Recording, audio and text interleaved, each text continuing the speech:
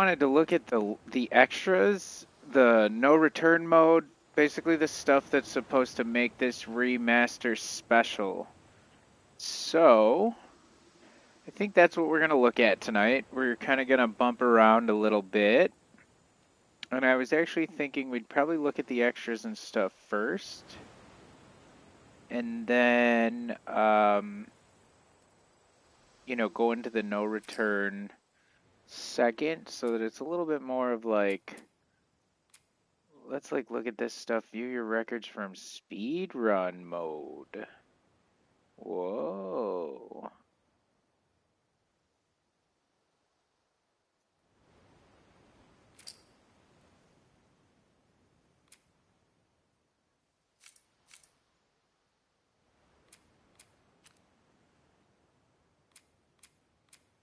Weird, because it said... Oh man, you can get all the names from here. It was so hard to name the videos the first time I played through, trying to figure out... I went through and named my videos things like Seattle Day 1, Seattle Day 2. And then I got to Abby's Seattle Day 1, and I was just like, oh, fuck. What do I do? Earn points and unlock unique content by finding collectibles, earning trophies, earning trophies, progressing in no return, and completing the story on higher difficulties. Play the guitar with no goal or time limit. Try alternate instruments, characters, and guitar effects.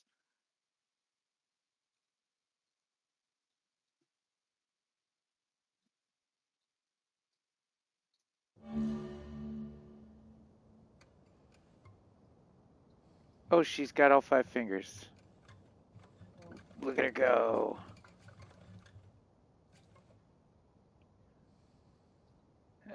Does it actually do down? Oh, so it doesn't matter if you go up.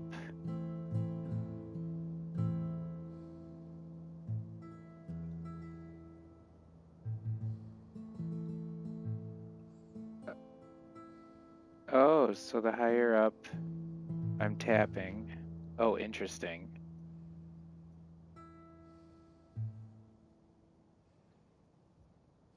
And this is down?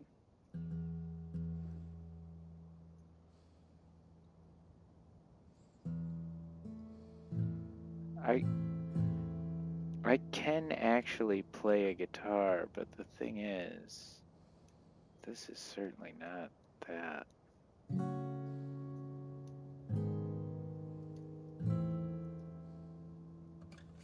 How do I make her go open? What would that be, E minor? Yeah. So this is like...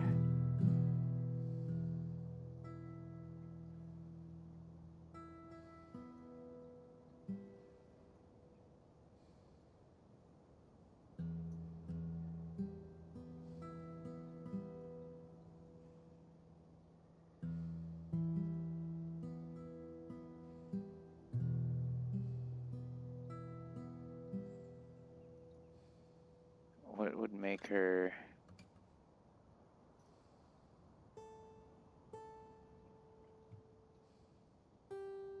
No, it's gotta be... Fuck. I can't make her... I don't know the whole fretboard. I don't know how to make her hit the next... I'd have to change... E... What was that one?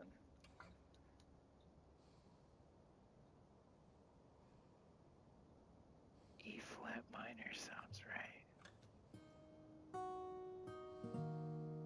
It is interesting. Okay. I feel like I could actually have fun fucking around with this.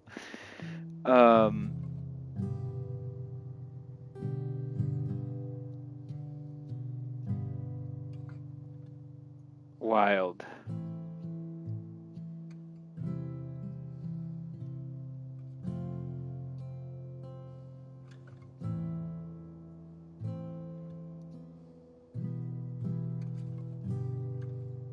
Interesting. Okay, so that's cool. Show menu. Instrument. Oh, no way. Ellie can play the banjo.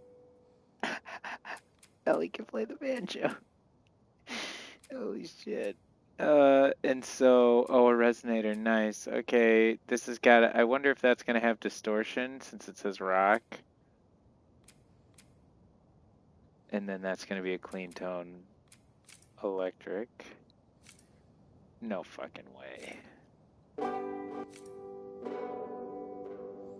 Okay, okay. Alright, we're doing this. What is this?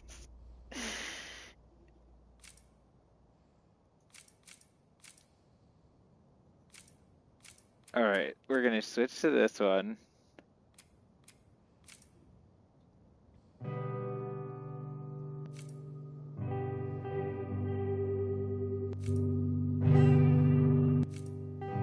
I can't deal with what's happening. It's, of course, it's a big fucking hollow body.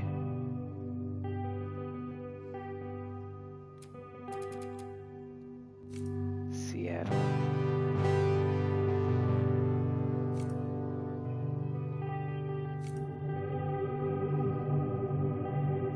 Ha ha ha. Chat, what the fuck?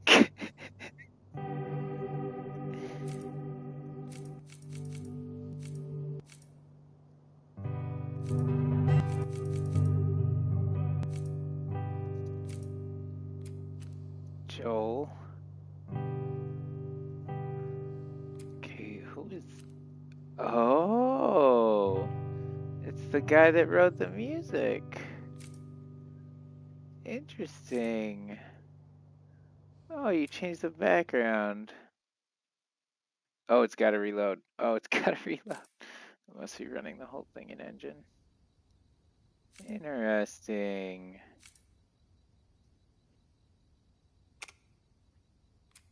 Oh, the farm. Oh shit. Tap the field.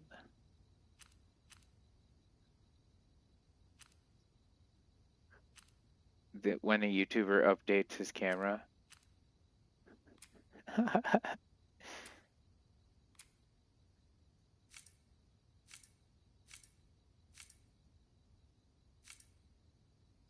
Blorange. High levels of blue annoying. That's sick. Take out the red and green. Interesting. This is wild. Oh, so these are probably more like the filters. Oh, can I get him a pixelated filter? Oh, I didn't see one. That's fine. Chromatic.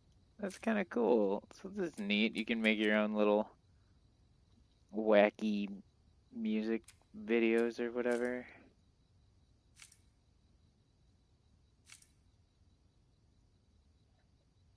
It won't let me strum. Maybe you gotta click in first before it'll. Oh, because he's not holding a chord at all. Because he's brand new. Interesting. Super cool.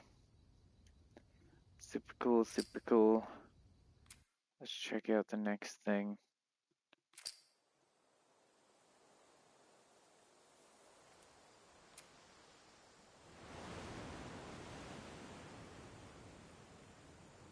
Skins.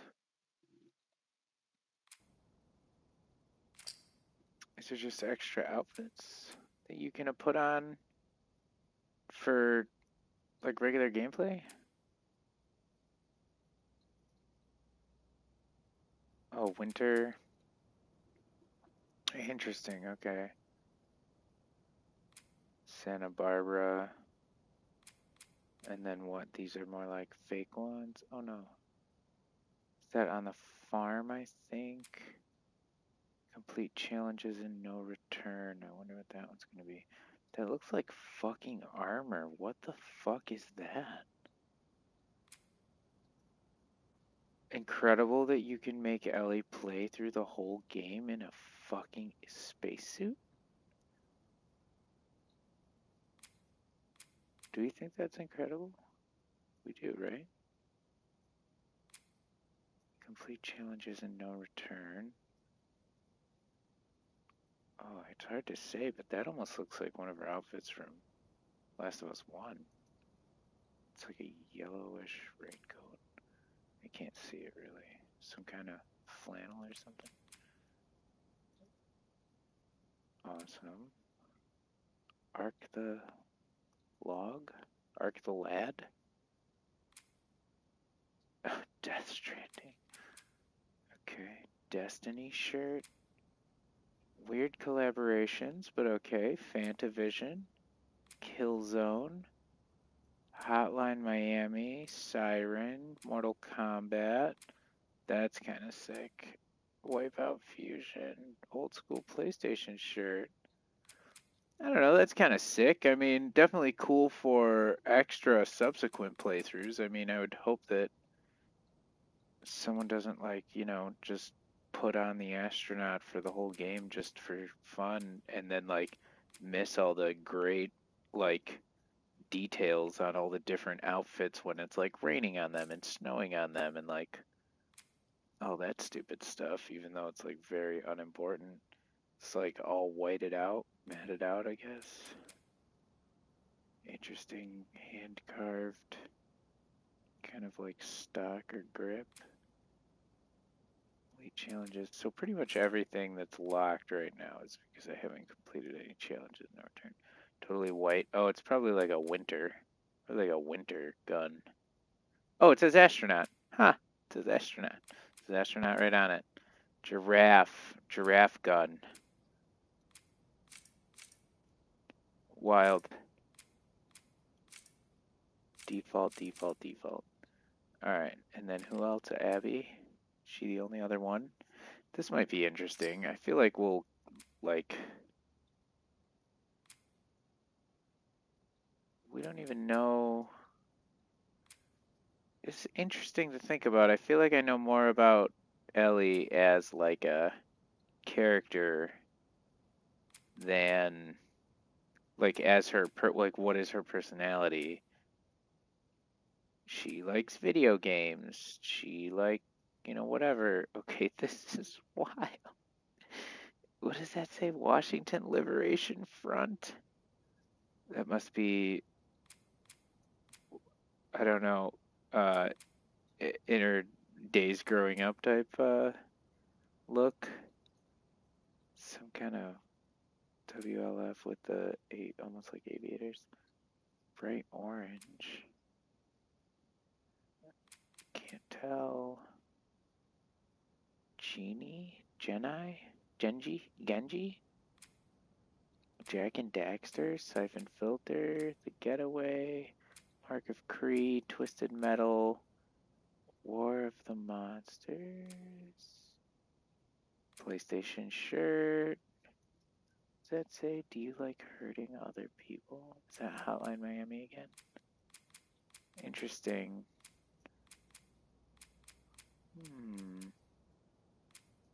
No astronaut suit. 80s. No return. Zebra. 80s. Wow, that's crazy. That looks wild. She probably looks so fucking cool in that. Ugh. Maybe we need to put Abby in the 80s outfit and then turn on the pixel filter and go hog wild. And then what would equal the 80s? I guess it would really, because like her almost like most unusual thing really is the astronaut. It's not the same because Abby looks like she's dressed up to go out. I don't get the vibe that Ellie would wear something like this to go out. Any of this stuff. I almost don't know if Ellie would go out. We only saw her quote unquote going out in that one flannel in that dance. That barn raiser. Barn dance. Quit to me menu. Yeah, let's check out the next thing. Oh yeah, we've checked out the filter galleries. We've used a bunch of them. Watercolor was cool. I actually wanted to check out more of them. Maybe we can do that too. I really wanted to do the noir. Maybe we can do like a easy mode and just fucking blast through the game with it or something like that on. 50%. Bullet speed reduces game speed to 25% while aiming. Enables unlimited ammo. Infinite ingredient for, so you can just blow the game wide open at this point. Infinite weapon durability, listen mode range. All player guns are one shot. All melee attacks are one shot. Enables 8-bit distortion. Yeah, I think I bought these one. Oh no, I didn't. Weird. I'll buy those ones. I'm not gonna buy any of these cheats. Mirror World is interesting.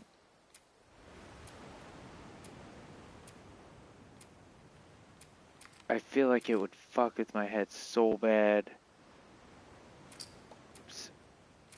And now, what's interesting to me is it says view your records. Records are tracked for any playthrough. Oh, I misread that the first time because it says records are tracked for any playthrough you start with speed mode run enabled.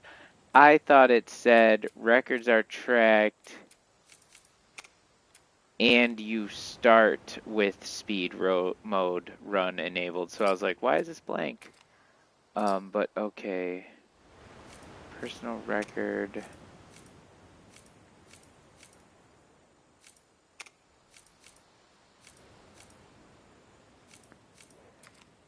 Yeah, I saw like someone on YouTube talking about like well, they not that I like watched a video, I just bit like by looking at the thumbnail and stuff, but they were talking about chronological order playthrough of this game, and I'm super interested to know what that's like. Inspect the character models that appear across the story. Guys, could you imagine a chronological order playthrough of The Last of Us Part 1 and 2 combined? What would that be like? How far back? It would obviously start with Joel, the opening scene of the first game. Do we flash back farther? We never flash back farther than that.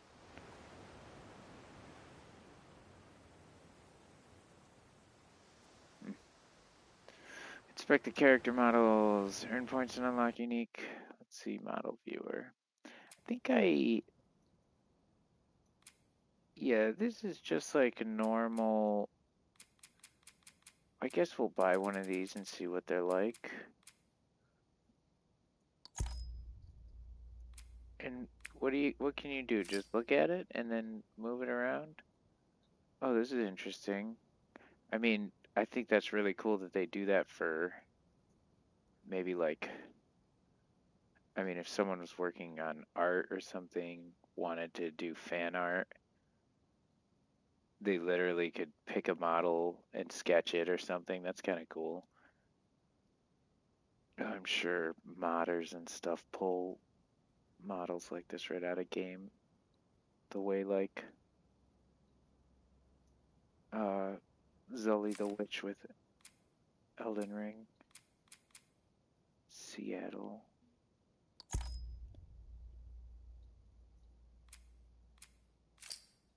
And I mean, I even thought the whole time, like the whole time I was like praising the character models. Like, look at the fucking detail on the gun, the knife, the seams on the backpack. You know what I mean? It is really fantastic, and it's got to be pretty fucking high resolution to be able to like zoom in and not go jagged. I mean, it's obviously in engine because you've got the physics running. You can see her fucking the bumps on her scar, her raised tattoo. That's incredible. That's incredible. I've never seen that before. Well, I've seen the like texture to a scar is not something insane. Bro, you can see the raised lines of her ink. Like I have that on some of my tattoos where it raised bumps up, especially the fresher ones. or if they get irritated by something. Just crazy. Look at the fucking detail on the shoelaces. It's like stray fibers on her jeans. I don't know, man. Like, I admit, dude, did we need a remaster? But also, holy shit, this looks good. Alright, we'll do Young Abby. And then what was the other? Maybe like Abby Seattle? Yeah, Seattle Coast. Let's do Seattle. Oh, and it's fucking raining on her. My god. It looks so good.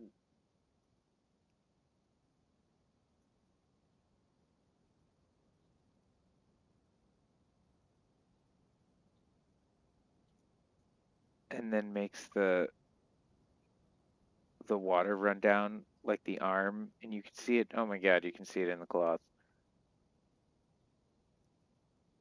Dude, it's crazy. It's pretty crazy. Graphics are getting pretty wild.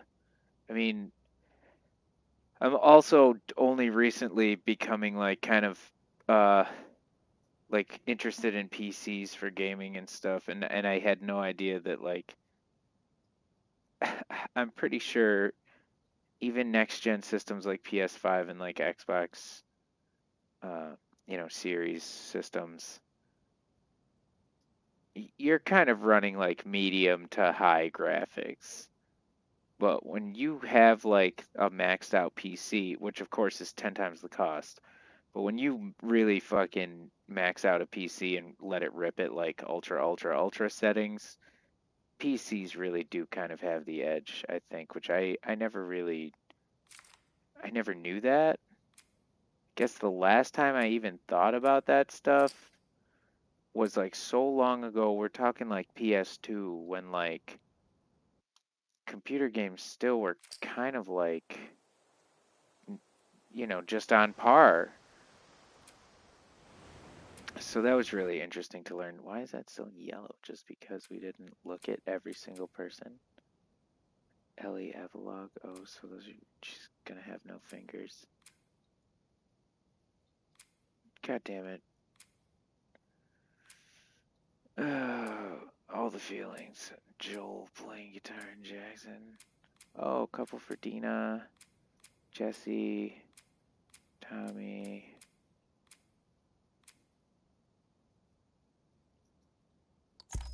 Our fucking boy.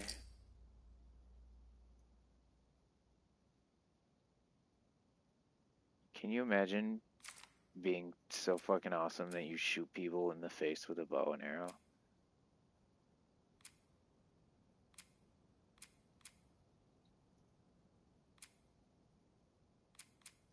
Oh yeah, let's do a Yara. Just to have one. And then let's do... We'll do Young Owen because we did Young Abby and Young Ellie. Oh, and on Christmas, man, yeah, this is interesting. I mean, if you're a completionist, it's super cool to do all this stuff. I don't know if I'm ever gonna play enough to be able to buy all these with the points. I'm probably just like absolutely amazing, incredible game. Oh my god, the fucking baby. Look at that fucking kid. Buckskin mare. Oh yeah, they have all the names of the horses. Seth, Gustavo, Seraphite Emily, Seraphite Brute. Oh, so now we're just getting into Large Rattler. Man, I must have missed that. I don't remember them being called Rattler. I'm sure they were, and I just forgot. Oh, let's buy some fucking zombies. Wolf Runner, Jackson Runner, Prisoner.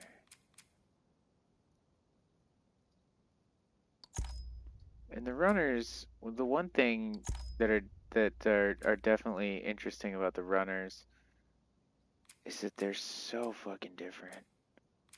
They're so fucking different. When you're in the cold, in the snow, and they're like fucking extremities are turning blue because they're frozen. It's so interesting to me. Stalker female, stalker male, Jackson clicker, female, clicker male, armored clicker male, rattler clicker male. Interesting. How are those different? In the work pants? Oh, they're out by the coast. They're not dry, right? Yeah, they're a little different. Interesting. Jackson, clicker female.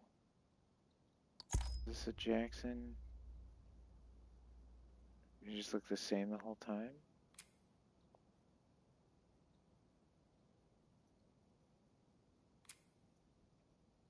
Why does this one have the mushroom gills? Like the mushrooms are the style with the gills.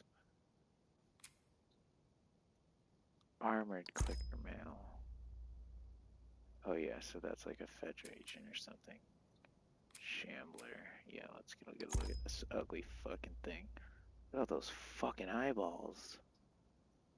Those eyes, is that what that is? Oh no, those are the like acid spores. That's how it works. It has these fucking sack things that. Oh my god, dude, what the fuck?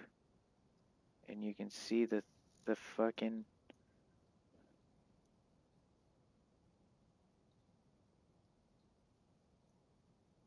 hairs growing out of them. Oh god, it looks like an insect, like almost like chitinous. And like, what's with the black? Obviously, some kind of fucking either like an infection or like a. Oh, you can't rotate. Interesting. Gross. It looks fucking disgusting from head to toe.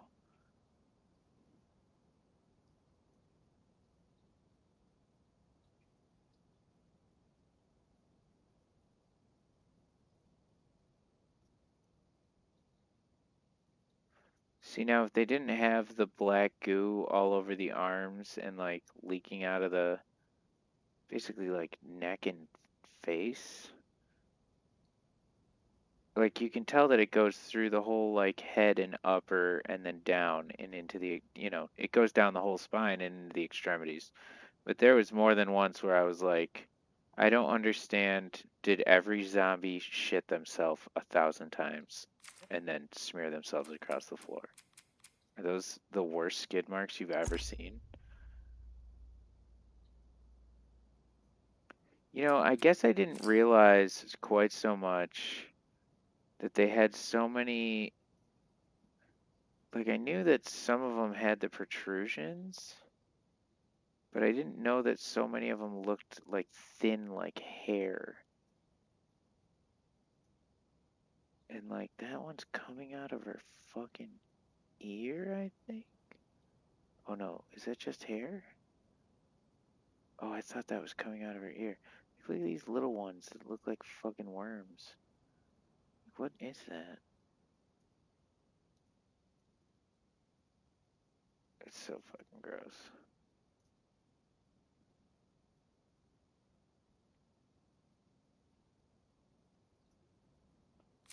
The anatomy of a clicker, I guess, right? Or, well, that's a stalker. Here's another stalker. Yeah, stalker with the stalks. No wonder they call them that. Stalker. I think I called these things lurkers the whole game because these are the quiet ones, I think. Oh, gross. It grew the fucking arrow straight into its back. Like with the like not connected to it, like it didn't overgrow its clothes, like but like the actual infection is like holding it in place after what looks like probably going through the shirt and like out of the back and into the shirt.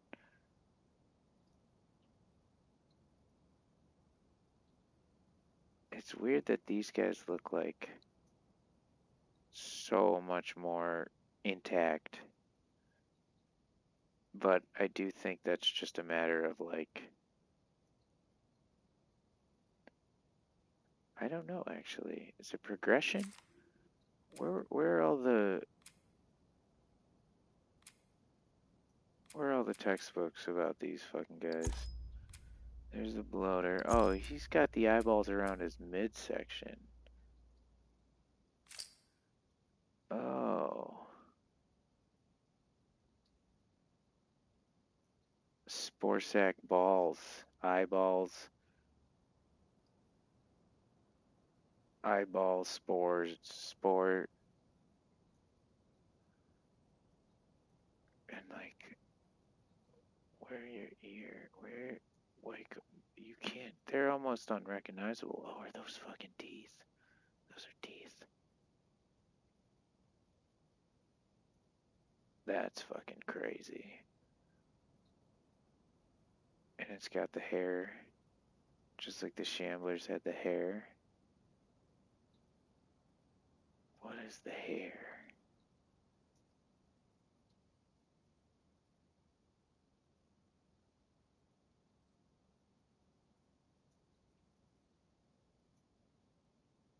Oh, it looks wet. Look how it looks wet.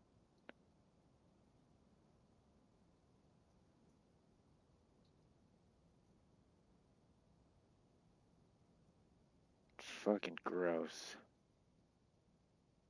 What fantastic art direction and art design and art creation. What a fantastic team. And look at that ass.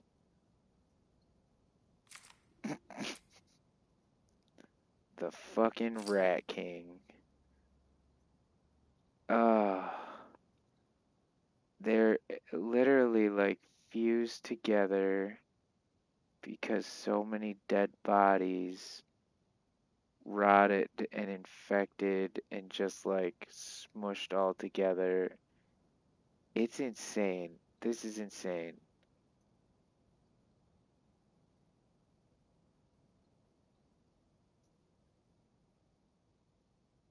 Oh, and there's the piece that breaks off, and he's actually helping him to like walk, which is fucking insane. And what? So these guys are essentially what? Encased in, like, that's the thing. That's two legs right there. There's a foot. There's another foot because we can see more toenails right there. Man, I wish we could I wish they let us do angle. Like, why won't they let me like look at it up and down? But like there's a foot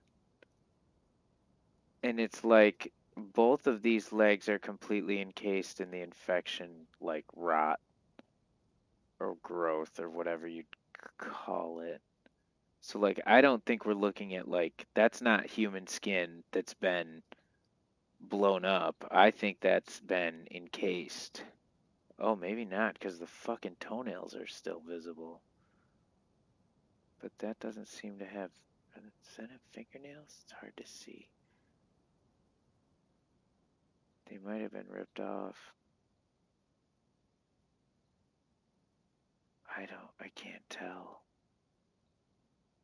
Do you think that's what it's doing, is melting them together? Like their actual flesh? Or do you think that. Do you think it's melting together their actual flesh? Or do you think it's just the infection? Like. Is it change? I don't think enough people have talked about how much these zombies are mutating humans. If this is the shit that it's doing, why haven't we been talking about how...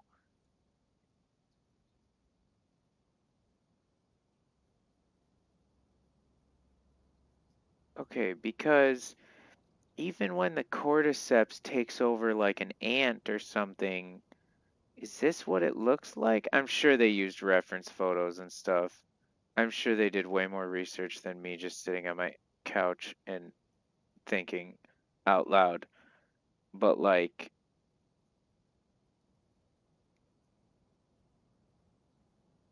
I didn't think, and I could be wrong, that of the like times I've seen the fungus that like controls the bugs and stuff and the ants, it grows the like little hairs out of them like these, and it even has like stalks come out of them, I think, like this. But does it really like morph them? Does it mutate them? Like would we ever see a mass of ants like this in real nature?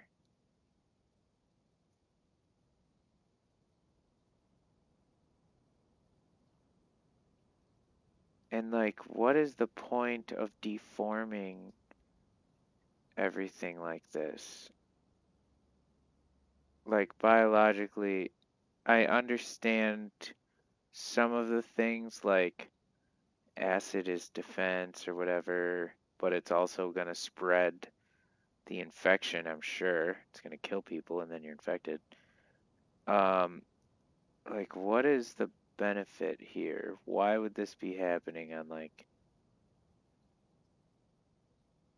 this is fucking disgusting.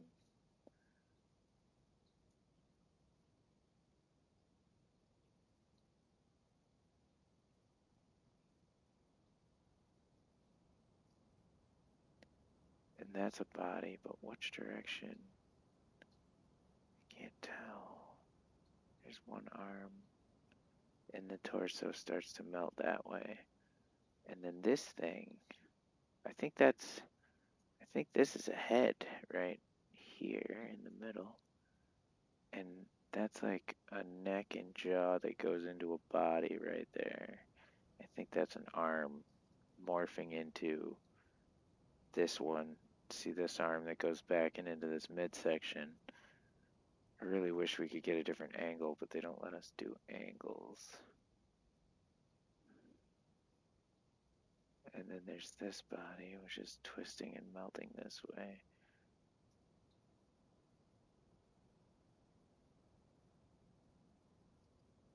And has that arm. Oh, here's the head, and it's the top of the three, yeah. And then this, you almost can't see him at all because that's the main guy, I think. And then by the time you get to this, that's him. And that's his arm, I think, going over.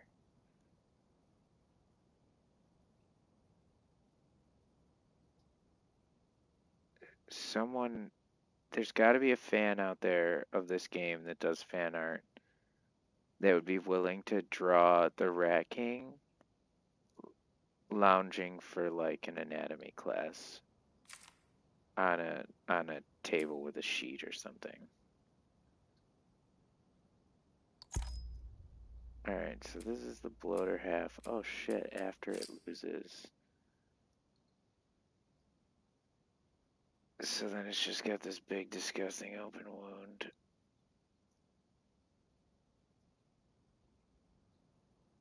One arm, one arm. So are those the two main arms and two main legs, or are we looking at more than one? I guess that's just a bloater with a bunch of shit stuck to his back. It really is so fucking gross. What a fantastic character design. It's fucking gross. It's horrifying. And then this is just a special stalker, basically. It's like a super stalker. Oops. Oop, oop, oop.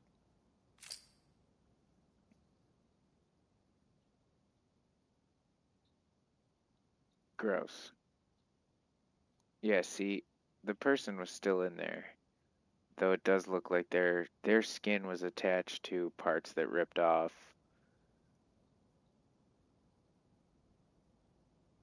Oh, so maybe we can confirm that that wasn't his arm. Because he... Oh, yeah, maybe it was. That's probably where his arm was. Oh my god, there's a hole there. Yeah, his arm was up inside that, and he pulled it out. Gross. And that's where his... What, like entire the rest of his midsection went into that hole there? This is disgusting. I don't want to... That's too close. I don't want to look at that anymore.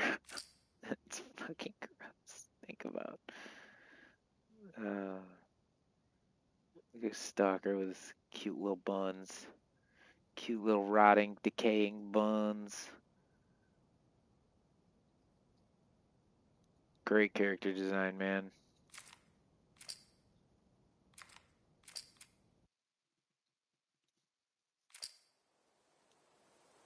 Alright. What else? So, I was thinking a couple of our choices, we could just do some straight up rounds of no return and see what that's like. My understanding is that it's essentially, uh, I don't even know what you'd call it. My understanding is that it's essentially a, like Hades plus The Last of Us. And, I think, I'm not sure. Um, and then otherwise, I think it's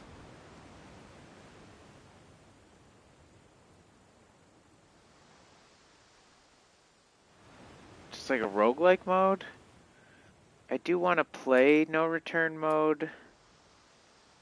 I want to look at these lost levels.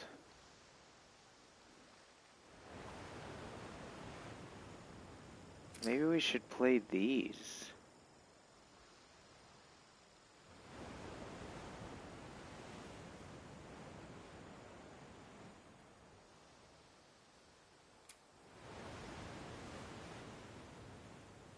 Ellie is swept into the Seattle sewer.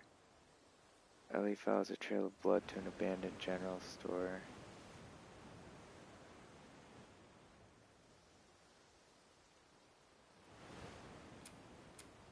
Unfinished pre-alpha.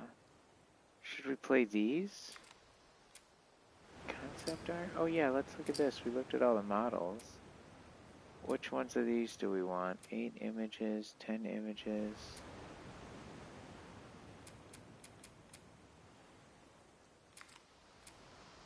Seattle Day 1. Oh. I'm looking downtown. I like downtown. Oh! Oh, now these, I'm gonna want to buy all of these. Okay. They fucking got me. I'll buy these. Can you imagine? Can you imagine double fisting a knife and a machete in this game? Can you imagine? Why can't we do that? Hello? Why can't we do that? Developers? Are you listening? Oh, shit. Sorry. Sorry. I mean, they nailed this. Nailed it. They nailed it.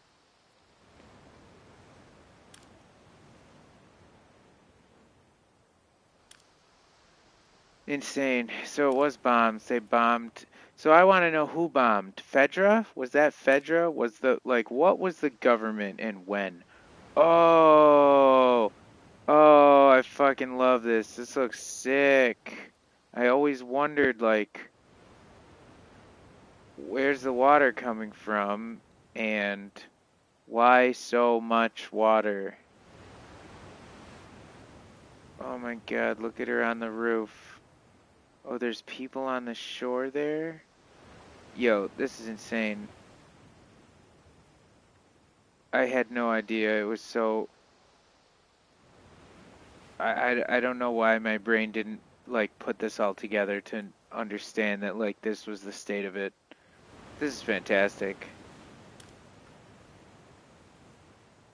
Yeah, that crazy broken, crashed building and stuff. It would have been wild to have to, like, climb on one or something. Or, like, try to go through one as you're, like, going uphill. And, like, possibly, like, you start out walking on the, like, walls or whatever because it's, like, so fallen over. I don't know. Brainstorming, but could you imagine, like, like, doing a level and going, like, that'd be sick. Did we do something like that?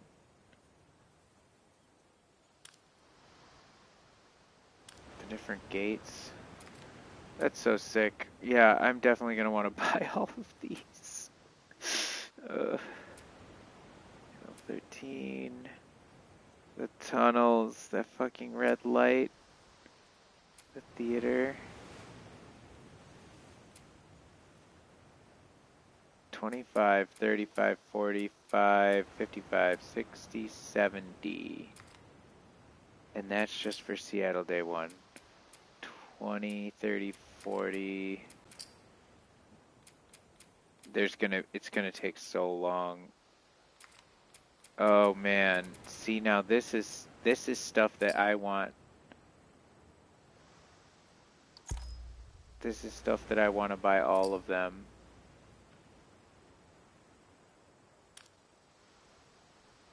Oh my god. Why did they spend so much designing that fucking spacesuit?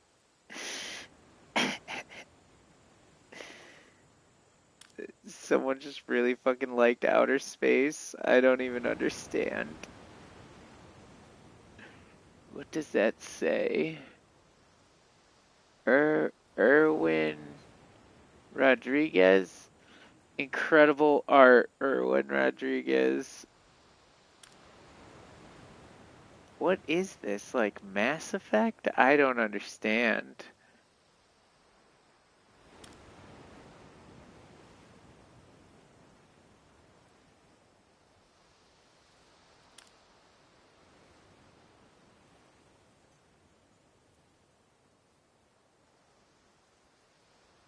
Crazy. This is crazy to see.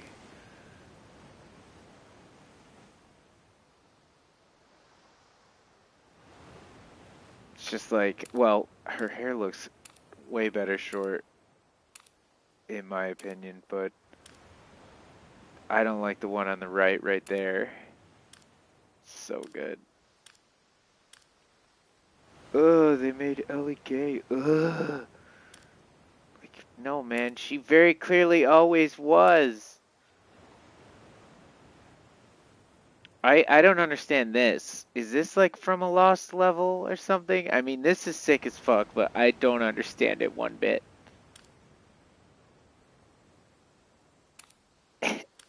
Abby's so cool, but why did they pick the 80s? And like, what is this?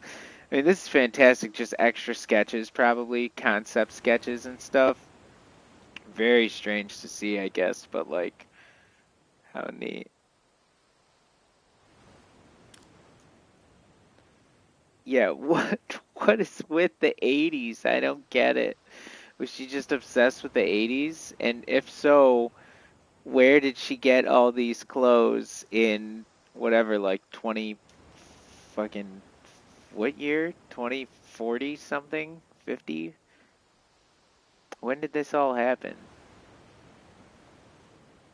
If the outbreak is this now? If the well, even still, the clothes are like 40 years old. It's not like people are out there making more of them.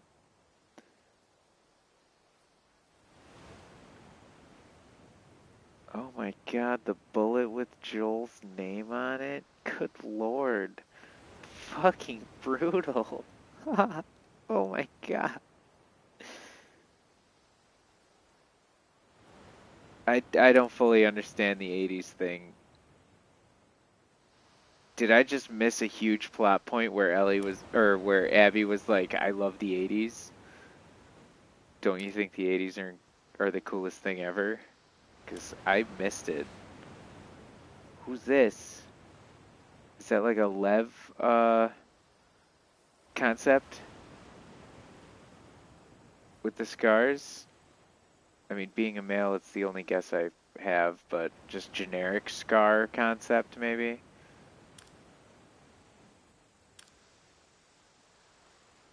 But the astronaut thing is so funny to me. But super cool, super cool. Is this all this Erwin Rodriguez? Erwin, Irvin? Irvin?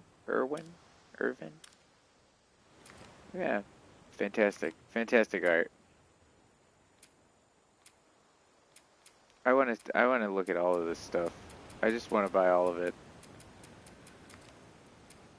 Oh, that's what's gonna get me. Do we check out these lost levels? What do you guys want to do? Let's check these lost levels out, maybe.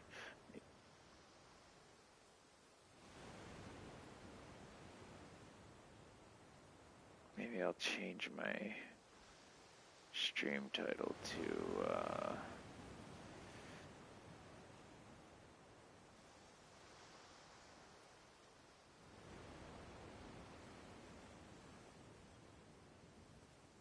first time playing lost levels save.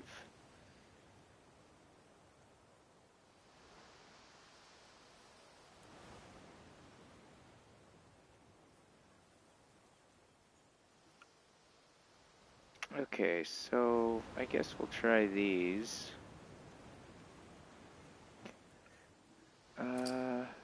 Jackson Party. So this almost feels like enable commentary. Do we want commentary? What do you guys think?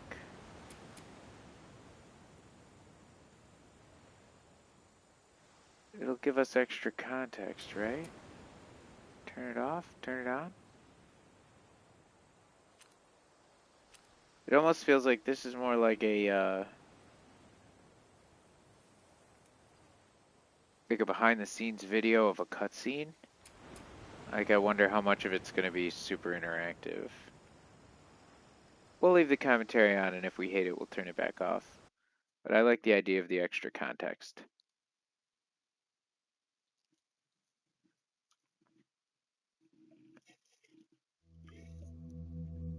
You're about to play an unfinished level from The Last of Us Part 2. Okay. The reason we added this section is there are a few sequences, and we picked the 3 of the best ones, that we cut from the game. You know, often we build a game that's much bigger than what ends up being the final product. They were months away from being finished, but we wanted to give you an insight of what it's like when we built the game, because often we have this whole thing constructed and it doesn't have final art or audio or dialogue. And here you get to see the building blocks of what it's like when we first string a bunch of these levels together. This is the intro to the first deleted level, and this one is the roughest of the 3. We wanted to show more of how Jackson operates. So this is the festival where Ellie ultimately kisses Dina. This sequence would have come very late in the game as a flashback sequence while you're in the farm with Dina.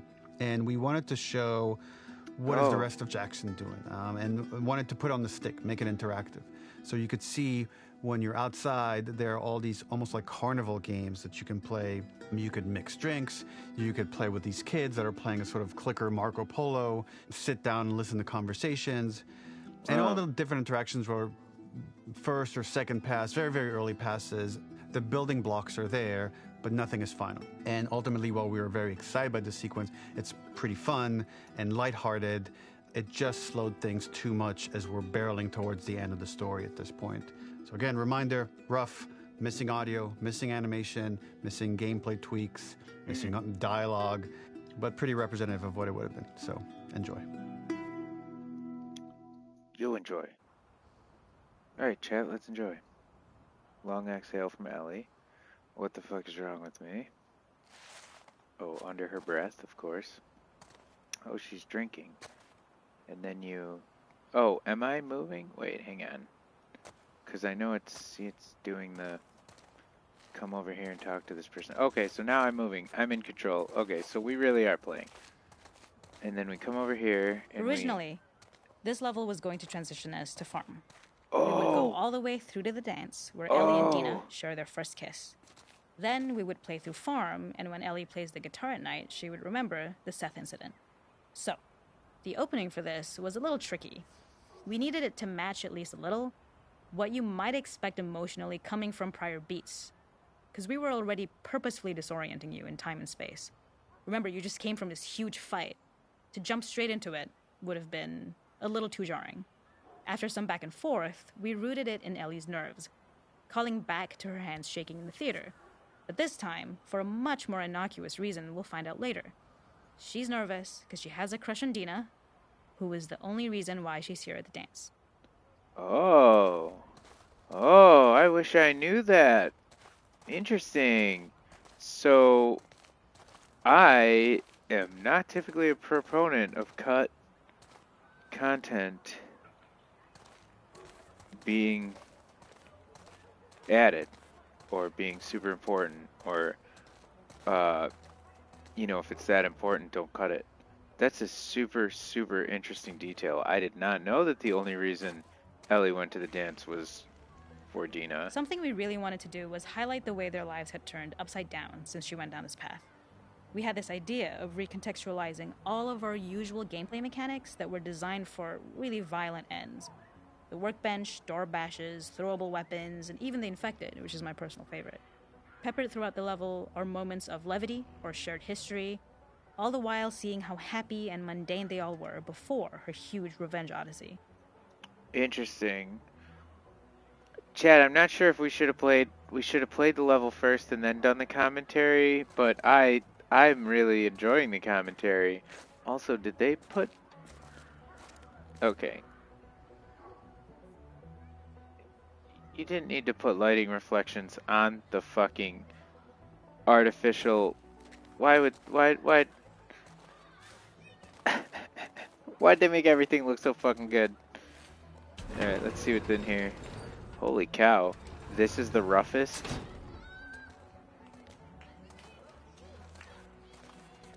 Okay, and I imagine you come over and these guys are like, we're cooking things on a fire. And you're like, hi, I'm standing here. It is not So a festival this is the without milk one of bottle these game. throwing games. Yep. This one, of course, uses our throwable system where you're often chucking explosive things or stunning things, but for a more wholesome purpose, although some people take this game really seriously. Soon A fun as aspect of she this is if you did well, you could win a said toy that. here. Ellie would place it in her pocket. If you had done this, you'd find the toy with JJ, the baby, later back at the farm. Oh. When we cut this, Oh the my toy God. made it through anyway because it was so cute. It is the same one you see on the tractor at the farm. Ollie the elephant. Incredible. Excuse me. I think I'm... Oh, I was gonna say, I think I'm like locked or something. It's hard to get the last two. This game is rigged anyways.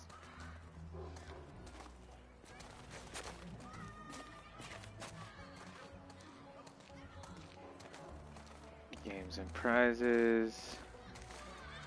Empty table of games and prizes. A little frozen kid. Cute little frozen kid. Oh, okay, so this is like the hide and seek game. I think they said it's This like is clicker. one of my favorite sections Yeah. because I think that it achieves I already both love the this. slice of life I already aspect love of this. Jackson, I already while love also this. being a stark reminder of how dark the world that they live in really, really is. This To is attract attention and curiosity, is- one of the kids was supposed to make this adorable, messed up little clicker impression, Yeah, and this the others is would giggle. adorable We and tried a version where horrifying if you at the got same close time. enough, the kid might try and follow you a little before turning back. Since clickers are blind and move by echolocation, for this game of messed up tag, Ellie must close her eyes and listen for when the children give themselves away. The thought was that these kids are in relative safety. They still grow up with the dangers of clickers and runners, Yeah, dude, and all this is those insane. lessons would embed themselves in the games that they play. When the festival got cut, they tried to preserve this moment and move it to the front of the game where the snowball fight is, as a tutorial. However, being in the headspace of a clicker doesn't really teach you how to deal with them. Eventually, It evolved, and they instead made the snowball fight, which was, I think, way more effective. For me, it's character illuminating that not only does Ellie know this game, she plays along. There's a familiarity with the kids that's really nice to see, especially because it's such a difference from the Ellie we see later, who has a sort of hollow normalcy that she's trying to get with JJ, but kind of fails. Incredible that you then got you, get her. Incredible. Oh, and she falls right into the coolers. They don't even, yeah, that's funny. Aw, this is really cute. God, little kids knowing about clickers. It's like one of the worst. It's horrible. I hate this game. Best game ever made. Also, I hate this game. Oh, God. You can't make someone feel feelings just by doing that. That's fucking... No, don't do that. And of course, like... It's just Ellie playing with little kids, which anyone playing with little kids is like an endearing thing. Or it should be. If they're not being... creepy fucking weirdos or something.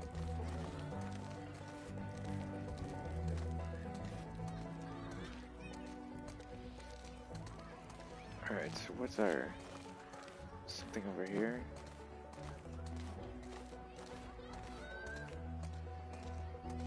There's a hidden spot at the back that was just a bit of fun. It was highlighting Jackson's normalcy with something we would find in a real world. I see. In the back, you would find teenagers So finding some alone time with each other. Yeah, they snuck off, corner of a and party. Ellie It was interrupted. rewarding the Nope, player I'm for leaving. peeking into a hidden corner, but ultimately redirecting them back to the festival. Yeah. We also had versions of them smoking weed here, despite Maria's consternation, probably having gotten it from Eugene. That's funny. And that's why Dina was like, why didn't he tell us?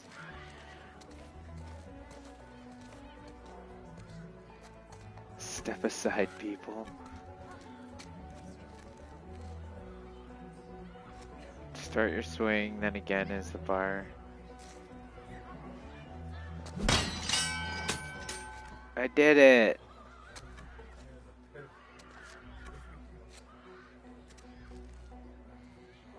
Huh.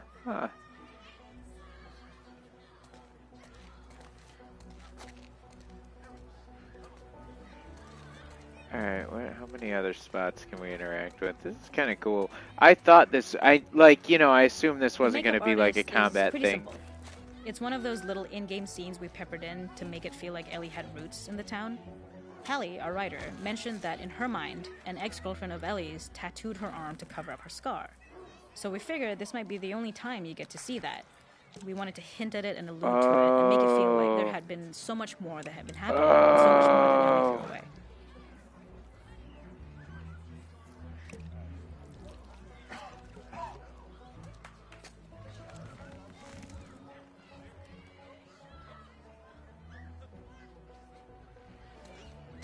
Interesting. Okay, that's a cool detail. This is all interesting too because like you get the impression that Ellie knew, but it's also like how long did she know? Because you get the the drink mixing thing they mentioned. We use our workbench a lot to make a lot of things that kill and maim and hurt people. Here, we had the silly idea of using the same feel, harkening back to the same animations, using the exact Bourbon, same beer, UI tequila. to instead fix a drink. Like the workbench, you could pick your base, and then you could add something to it. And at the time, we had some different reactions from Ellie based on how strong you chose to make the drink.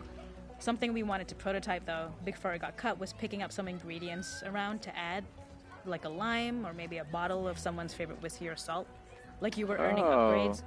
We also toyed with having Ellie carry around the drink you made and occasionally sip it, psyching herself up to go talk to Dina inside because she's nervous. Okay. It got too noodly. See, though, that would have she been would need to nice. keep placing it somewhere before she did anything, so it would have ended up more trouble than it was worth.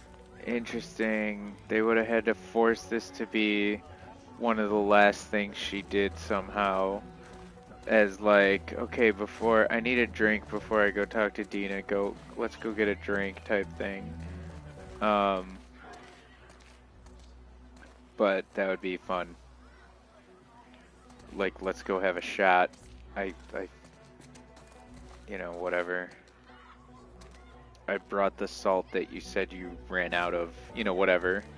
Cool idea. Cool idea, game. And then it's inside, I'm assuming, is the only place left. I think I got everything. And then Maria's like, hi, hello. And then Tommy's like, hi, hello.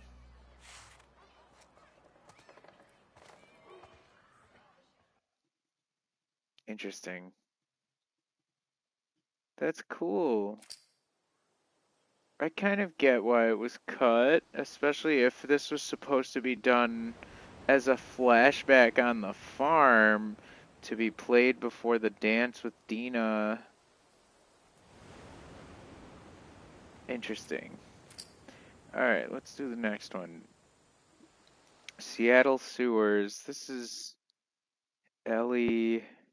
This has got to be somewhere in when she gets swept away, obviously. But I wonder if this is an in-between.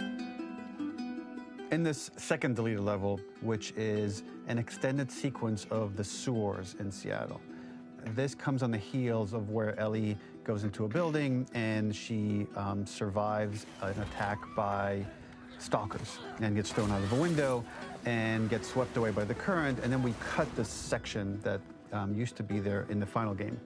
Now you will get to play it. So this was a way to get a bit more interesting puzzles, interesting traversal, figure out how Ellie can navigate the sewers with the fighting current. Ultimately, with a lot of these levels and these sequences, the reason why we cut them were for pacing purposes. But here it is for you in this very kind of raw form that part of it will feel finished, parts of it will feel like assets are missing as far as audio, animation won't be final.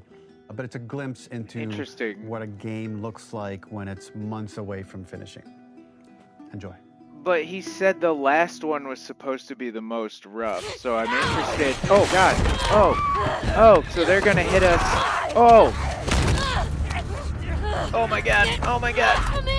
Oh, my God. It's like full res. That makes sense, because that was. And it's going to cut.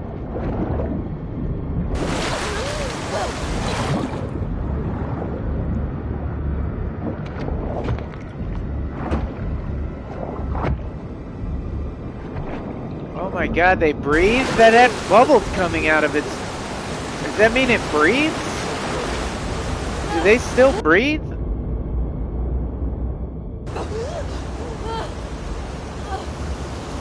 Or is it doesn't breathe, but it still had air in its lungs, and just because of being in air. Alright, so Seattle sewers, but extended. Oh yeah, this is already feels like a longer... Oh God! Can I go through it if I hold X? Oh no, I gotta swim somewhere else maybe? Swim against the current? Am I just gonna die? What am I doing? Oh, I think I'm stuck. In being an unfinished level. Oh! Ha ha!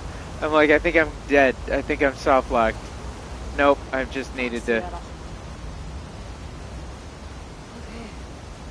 Where the hell am I? Okay. The ladder acts as an immediate goal for the player, but being able to climb out is not going to be so easy. To keep levels interesting and engaging, we alternate between positive and negative values the player experiences. Here, it's a positive to have found a ladder, but then a negative to discover it's not the solution. It's locked. But then another positive to identify the next short-term goal of the doorway. By alternating between these opposing values, we give players what they expect, but not how they expect it. Okay. There's gotta be another way out.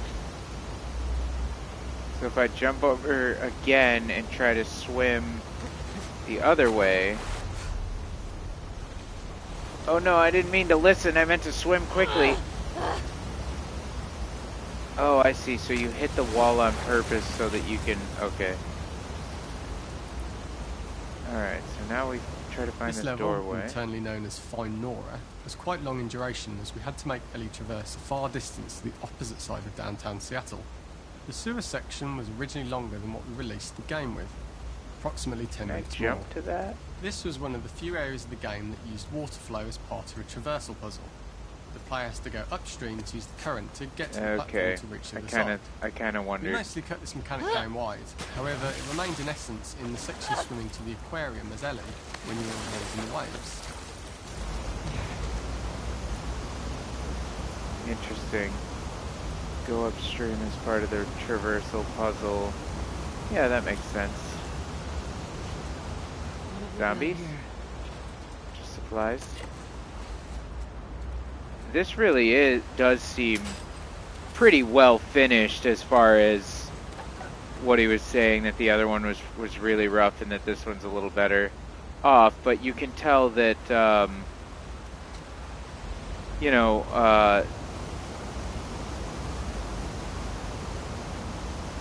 it almost looks like it's being upsampled or something. It almost looks like it's at like half resolution being upsampled or something. Okay, pick that up. Get me the hell out of here. Throughout the rest of the level, we also used light to indicate to the player that they were heading in the right direction. At each turn, however, we blocked the direct route forward. Players would know that they just have to keep finding alternative paths, promoting those feelings of being desperate and trapped. We slowly introduced the player to consider climbing into smaller pipes and crouching in these tight spaces. This is to slowly build up to, and encourage, the player to climb into such a small pipe that they'll have to be crawling on their stomach, Just keep which going is up something and that out. the player previously may not have recognised as a playable space, let alone the desired route they need to take.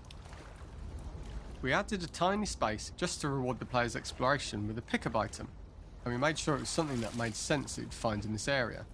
A canister and all the garbage that had been washed into the sewers from the surface. What's also funny about that is that I thought this was going to be the way forward.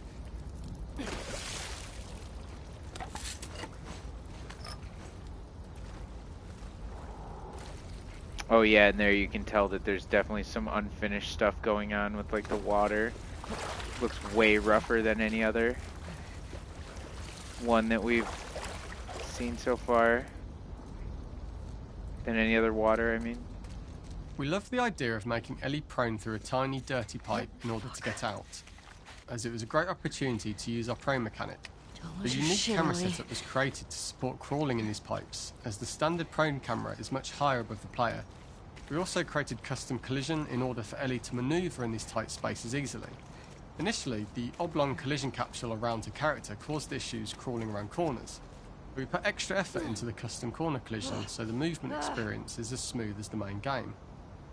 I mean, that felt as smooth as In anything order else. for the player to feel cramped, claustrophobic and desperate, we'd been enforcing the traversal Left mechanics that or allow for a up? tight environment which promote these feelings.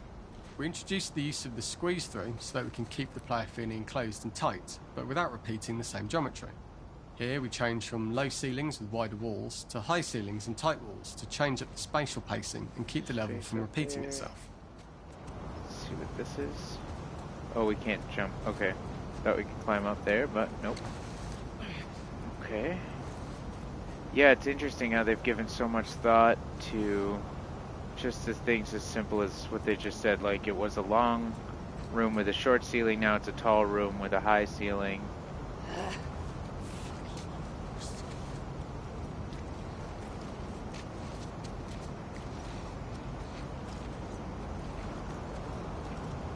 This would be a really shitty place to die.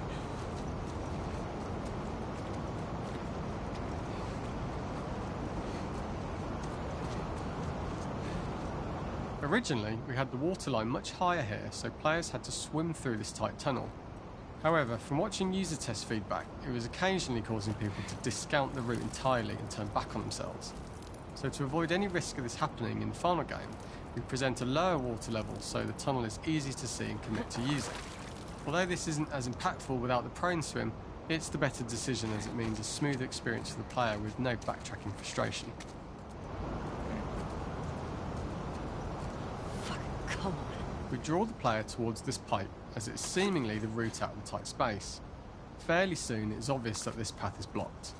If the player goes all the way up to the bars that block the path, they are rewarded with a pickup so this journey doesn't feel wasted. It was important to encourage the player to try to progress along this path so that they would subtly think okay. of progress in this direction. We hint to the player that there is a bigger, new space beyond this pipe by showing the player the waterfall. This helps players consider the other route that they don't know how far the tunnel is or whether they'd make it. As we surface from the water and over the crest of the slope, we reveal what is further in this tunnel. A clicker that has sprouted and the fungus has grown on the sides of the pipe. It was great to see people who used and tested this area becoming increasingly worried as we forced the player to squeeze past the fungus and inches away from the clicker's face, all the time not being sure whether the clicker might be alive or attack them. Although we aren't as cruel as to force a clicker attack in such close proximity, we do have a payoff for this moment. This clicker momentarily turned into Joel to show Ellie's PTSD from what happened to Joel at the start of the game. Ultimately, we decided to save this moment for the farm level, as it was more impactful there because it could become the centrepiece of that experience. No shit. Whereas in the sewers, we weren't able to make it as much of a narrative point and give it the breathing room and reaction time that it deserves, given the tight space. Oh, I see, with the controller. Because they just made you hit the flashlight way more than usual. And I literally was like, come on, what the fuck? Shit. And then they turned it into Joel. I gotta be honest, that was a good little moment in the sense that, like, I don't know, it felt way different than just watching it appear from the dark or something like that. That was interesting, though. It's very strange to think, like, she sees a zombie, she thinks of Joel. Like, I would think she would see just a regular dead body that maybe is like wearing the same type of flannel shirt or something. I don't know. In the final section, we eventually opened you out into a wider area as you traverse through such tight spaces leading up to this. So changing the environmental pacing makes it begin to feel like we're coming to the end of Ellie's ordeal. An earlier iteration used the current that we'd shown at the start for a slightly tougher traversal puzzle to conclude the sewers. The ladder was clearly visible from most of the area, but the player was faced with a fast-flowing torrent of water they couldn't cross. If the player attempted to jump into the water, they were not able to swim across the ladder due to the water's speed. But instead they had to traverse the pipe running along the top of the space in order to get across the water. Yep. So this is almost like pretty much the same thing as where we actually play this in the real game. Or like in the rest of the, in the finished game, I should say, or the finished level, I should say. This is obviously still a real game. Using this pipe was retained in the iteration we shipped with, as it's the last of the extreme methods Ellie has to undergo in order to escape the sewers, and what she will go through in her pursuit of revenge.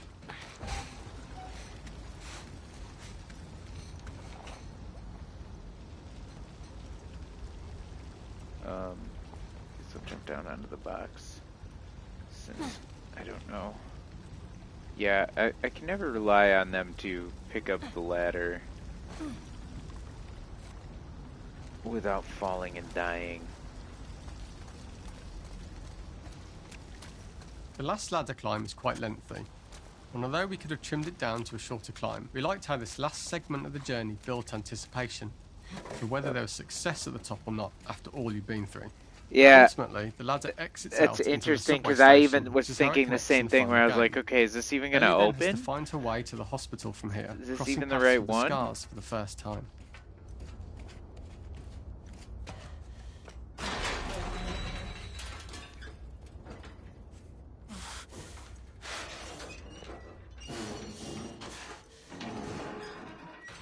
Crazy. That's a neat little cut section, I guess, but now why'd they cut it? Just for time or just for development?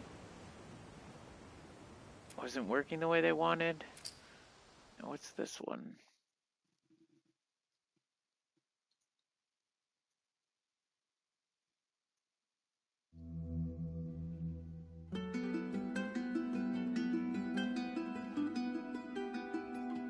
For this third and final deleted level, what we call the boar hunt sequence, this was a sequence pretty late in the game.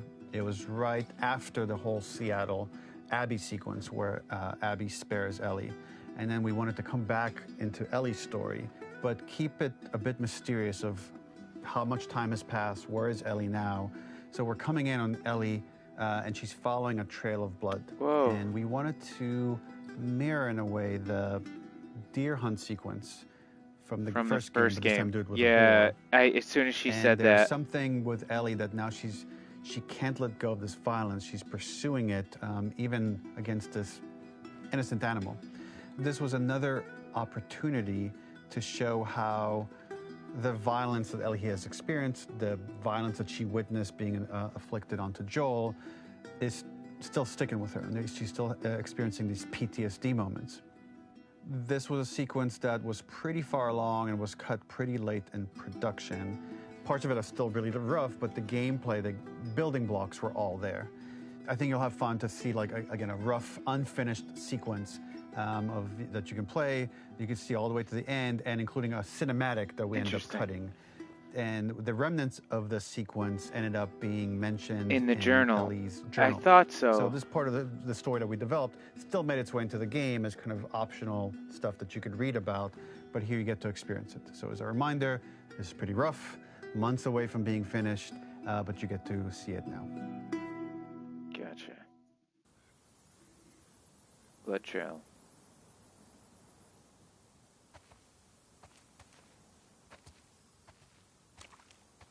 Where are you?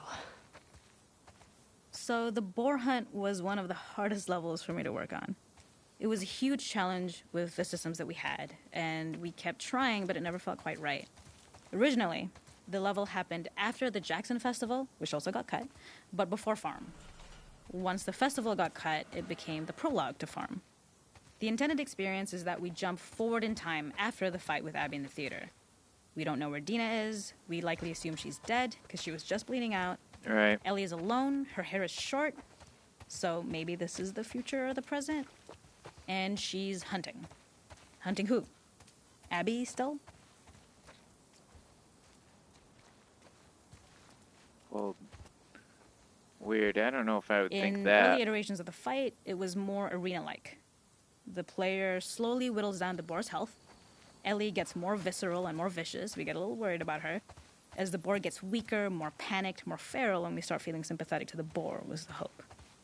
In all of these iterations, especially of these wider areas, it required custom AI and scripting to make sure it continued to feel organic as an animal, but we really needed it to do specific stuff.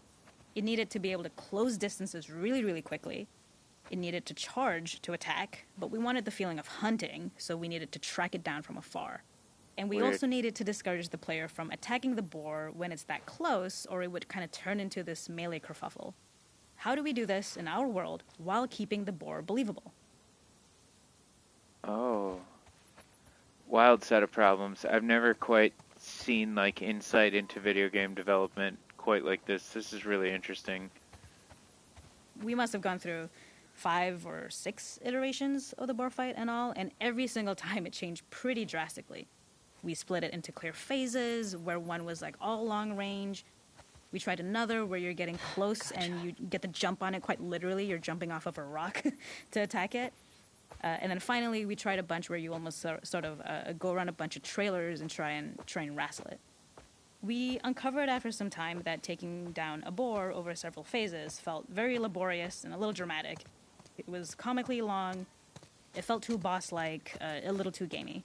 We decided to cut the first few phases, and we opted for a cold open after the boar had already been hurt off-screen. So that allowed us to focus on feeling like we're closing in on prey and to introduce the boar when it was at its most dangerous. Already hurt, already feral, much too close for comfort. And so the thinking was it would bring us more into Ellie's mindset. Is this really hunting for food, or is she hunting for some other reason? Ellie just likes killing shit. I think we talked about how she's sort of maybe not the best person. The gas station was built to highlight the boar's destructiveness. Since it's cramped, the boar feels larger. We also feel trapped with it, though perhaps it's trapped with us. When it charges, it gets to us quickly, so we must be on our toes. This made it more aligned with Ellie's sort of hunting for trouble mindset. Listening became more important, as well as moving around slowly so it didn't hear you. Oh. Could you spot it before it saw or heard you? And could you get a shot off quickly enough so you could dodge out of the way? Or is the shot worth the cost after? It feels like a gamble. By the end of the fight, everything would likely be in shambles. The boar would burst through the back, and Ellie would follow it and finally enact revenge. Revenge? What did it do to her? I can't see shit.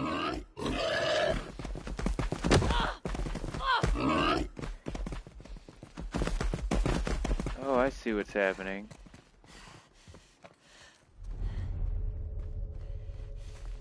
So I'm now half hunting, half hiding? I don't know what I'm expecting here.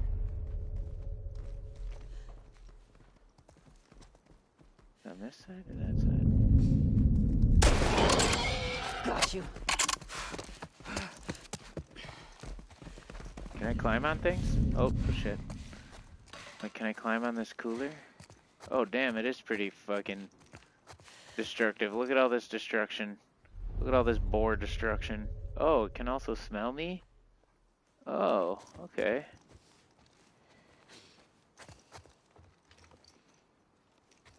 Where are you, Mr. Boar? Oh, he's way down there. Can I open this? No.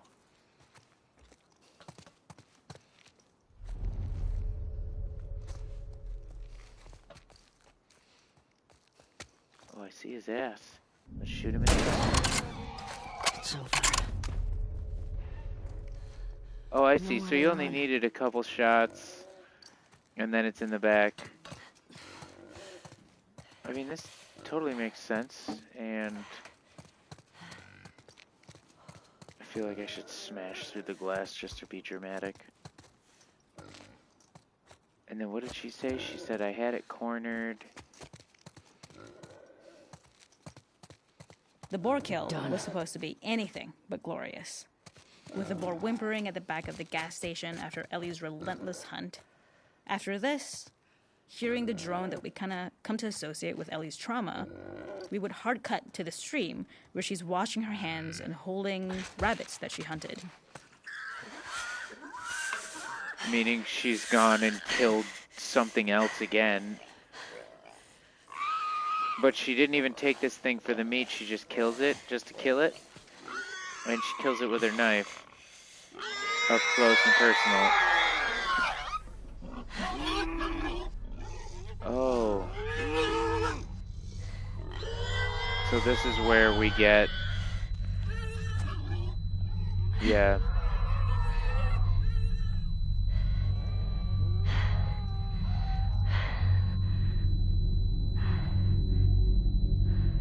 Interesting. I see how they could make that connection between like the screams and stuff like that, but yeah, ultimately I guess a little clunky. Would have been interesting to see how they could have got that in the game, like if possible, to kind of like work that in somehow. Alright, so I think we're ready to start No Return. It's like the last thing. I actually was thinking about doing the behind the scenes as like react content, do like face cam and stuff, but I don't know how interesting that would be as reaction content.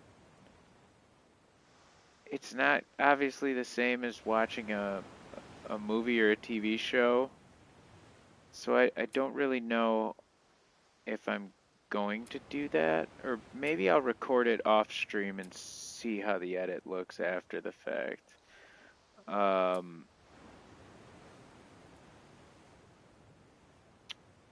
You're my people. Yeah, dude, that, I don't know why, but that line, the first time through, man, just fucking slayed me. And then over cinematics, Haley Gross. Ashley Johnson, Laura Bailey, Neil Druckmann, Haley Gross, Ashley Johnson, Laura Bailey. So that's Ellie and Abby. Troy Baker. Is that Joel, I think? And then I don't know who that last one is. Shannon Wood. Only available for the main story in English audio. Yeah, they speak English. Enables descriptive audio during cinematics. Oh, a spoken description. Okay, that's for, yeah, like hard of hearing. Alright. I think we're gonna try no return. I've never tried this yet. I did click into this menu the other night, but I didn't actually do anything or try it. From what I've read about it, this is essentially a I'm probably explaining it poorly, but either like a Dead Cells or like a type of Hades or something, I guess. Ooh, excuse me. I'm yawning. And I think like if I understand it right, you get randomized weapons in a randomized level. And I'm not sure if you get a random character, but I think that's also what I heard. Info. Let's click info. It's a roguelike survival mode. You will fight through a series of randomized combat encounters culminating in a boss fight. Death is permanent. Acquired weapons, items, and upgrades are reset, and a new randomized map is generated for every new run. So, what are the lines? Like your encounter randomness or something? One looks like, what is that, explosions on one side, and then a gunfight on the other, and then one of them looks like you're being hunted by a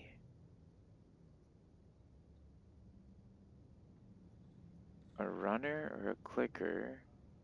One of them looks like you're crouched, so maybe that's a stealth thing. One of them is an axe with what looks like maybe a scar, so that might be like wolves, scars, rattlers. The other one looks like some kind of run thing. So one looks like explosion, one looks like... What is that explosion? Why does that look like that? What am I looking at?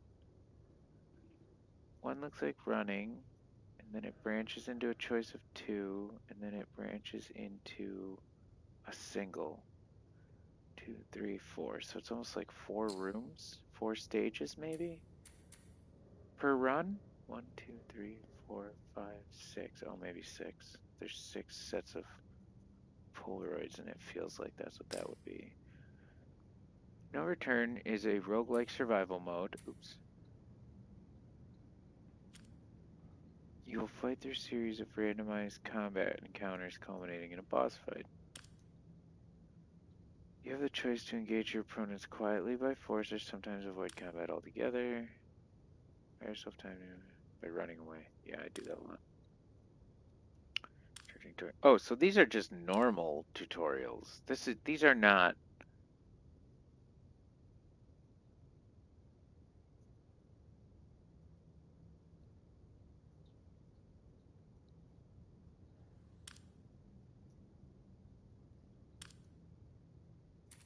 Yeah, these are not no return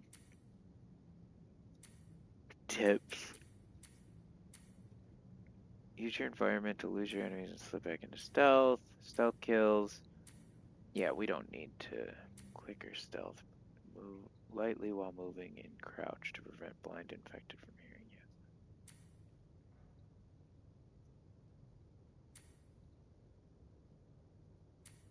you. Oh, it only works when they're unaware of you.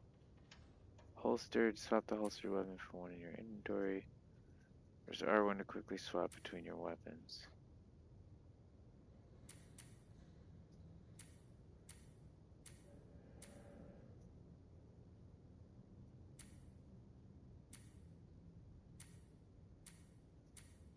Yeah, we know this. Alright, I guess we'll try it. Bosses. Defeat the arcade bloater. Unlocks theater infestation. What? Complete 2 encounters with Ellie. Am I ruining things? Complete 2 encounters with Abby. Unlocks Lev! Fuck yeah. Unlocks Dina. Play 1 run. Unlocks custom run. Complete 3 encounters with mods. Complete all challenges for Ellie alike. Complete all challenges for Abby. Dina, Lev, Jesse, Yara. Oh shit, there's so many characters to unlock with challenges.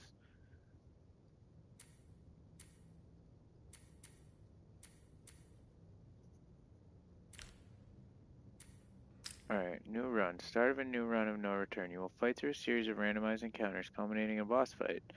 Death is permanent. Acquired weapons, items, and upgrades are reset, and new randomized map. So this is probably going to be hard. Provides a balanced experience and resources are limited, so score multiplier 1.5.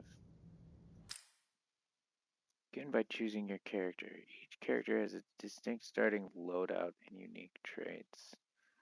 New characters can be unlocked by completing challenges. Ellie, Abby. Interesting. Okay, so pistol, Molotov, playstyle balance, 50% more supplements, Molotov recipe, 2 upgrade branches.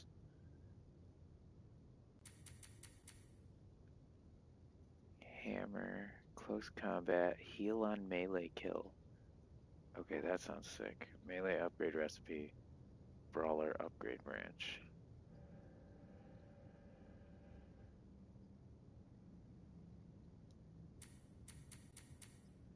I thought she maybe would have like her bow and arrow so that you could stealth.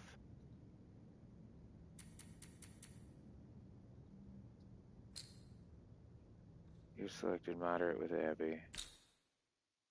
Okay, let's see how this goes. Lost levels. Lost levels. Huh. Lost levels. No return.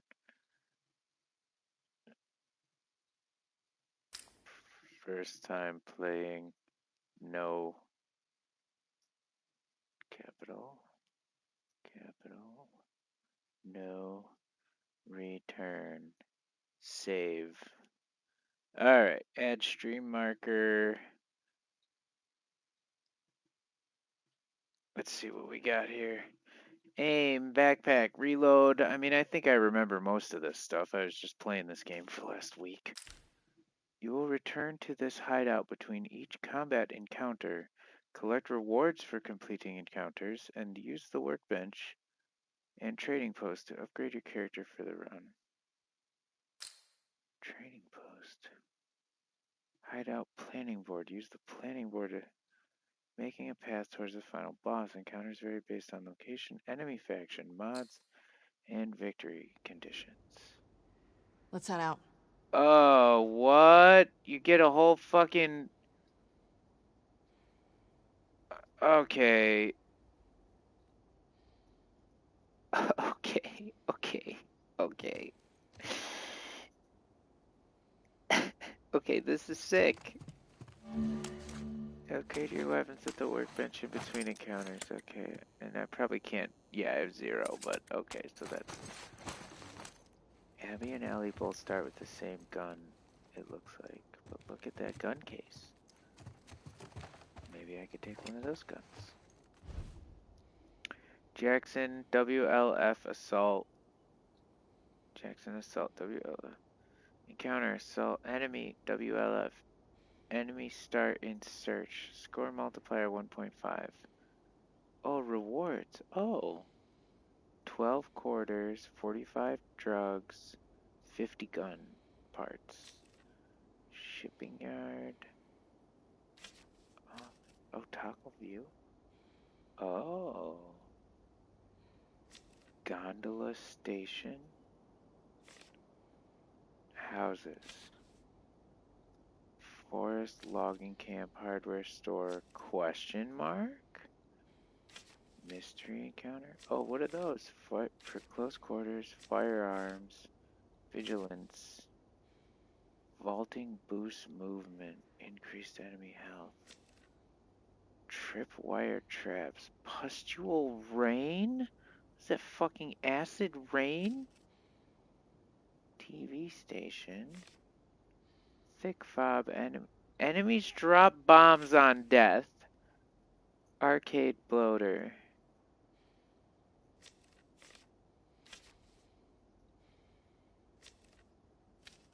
Covert ops. She's not good at that. Encounter type assault. Enemy faction infected. Enemy start and search. Hunted seraphites. And survival. What does that mean? Survive against continuous enemy reinforcements until the timer runs out. Okay. In assault, groups of enemies spawn in waves. Their initial knowledge of your position varies per encounter. Use the downtime between waves. So it's horde mode. It's literally horde mode. And that's, I say that in a good way. Hunted. Survive against continuous enemy reinforcements until the timer runs out. How long? It doesn't say how long. Houses. In assault, groups of enemies spawn in waves. Okay, we know that. Decreased enemy health. The score multiplier goes down. What does survival mean, though? Covert ops, survival. What do those mean? Forest. Melee restores health. Oh, logging camp. I'm looking at the wrong one. Forest. Vigilance. I don't know what that is. I want to do this one because melee restores health sounds super sick. But then that takes me into tripwire traps and pustule rain, which sounds fucking horrifying and is a 3.3x score. Multiplier.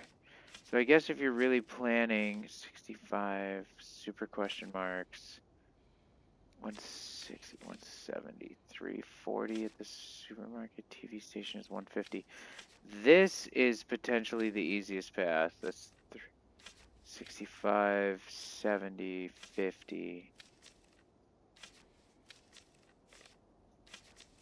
As far as trying to plan my way through, judging by the score multipliers. And there's one thing I trust is video games.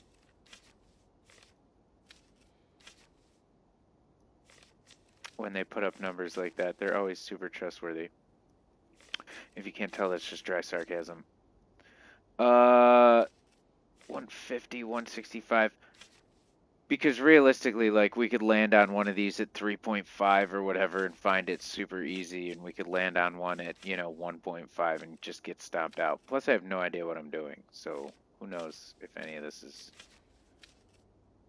Melee kills restore health sounds sick, and decreased enemy health sounds sick, but that pushes you into that fucking pustule rain thing. And I don't know if I want vaulting boost movement speed with increased enemy health. Like, is that a good trade-off? I don't really know. What an interesting game mode.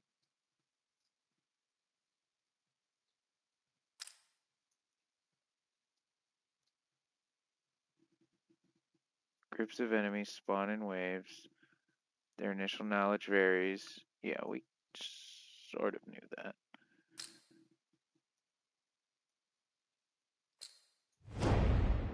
Okay. Let's see what we got. Wave incoming.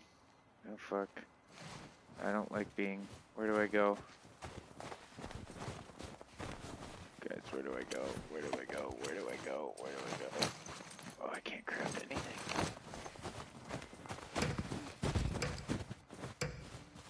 Okay, can't do that. Where are they gonna come from, though? Oh. Negative contact. Easy now.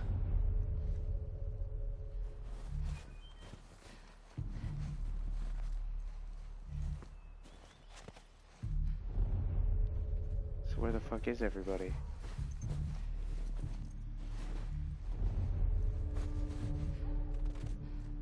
Am I moving through the level, like getting to a destination, or am I just waiting for them to come to me and take them out?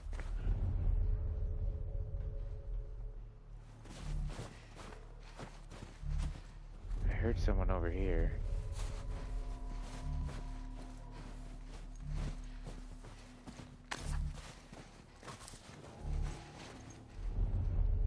Oh, hey. Let's get this fucking guy.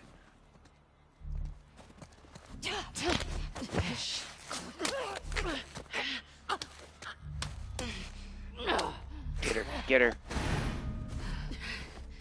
There you go.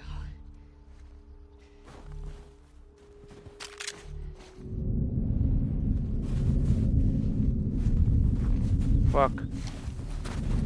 Oh, fuck. Hear that? She's running! Over here! Push in!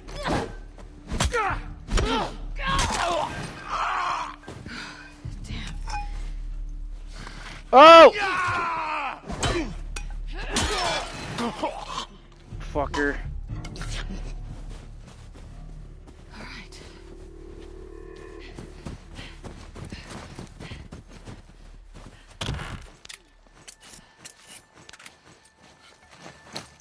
Oh, I still can't build anything? That's funny. Okay. Where are we?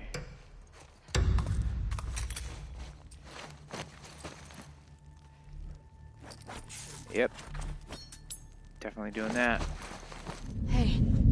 It's her! In there!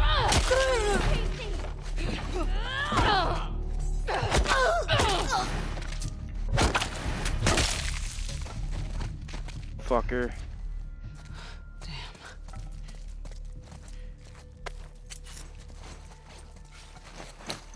Okay. Yeah, I think I might just stay right here, actually. This is good. I like this room. It's probably gonna get really bad. Oh. There's a thing. I didn't know there was a thing.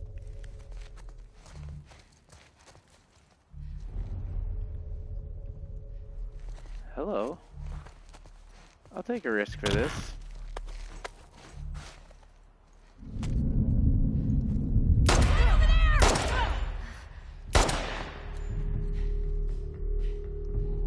I've got your six! Dana!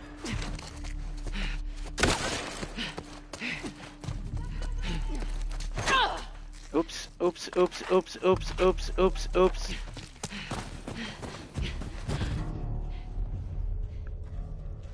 Okay. Where'd she go? Come on, spread out. Find where she's hiding. Can I go up those stairs? Oh no, I can't. Okay, one. Let me come around.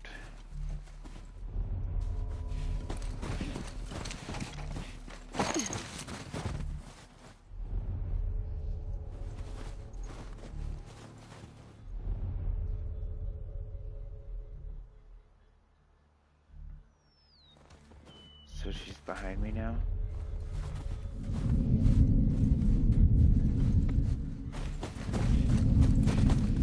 I think I saw her. I'm on it.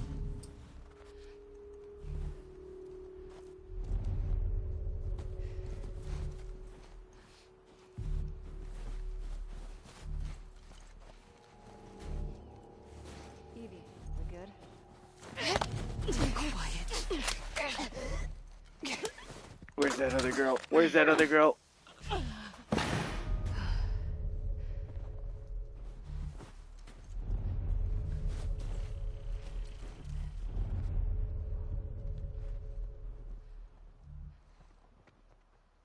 Oh, I didn't know. Where is she? In that building? Oh, she's on the other... Okay, I know where she is. Oh my god, look at... I'm tracking blood through the snow. Oh my god, I'm tracking blood through the snow. Oh my god, I'm tracking blood through the snow.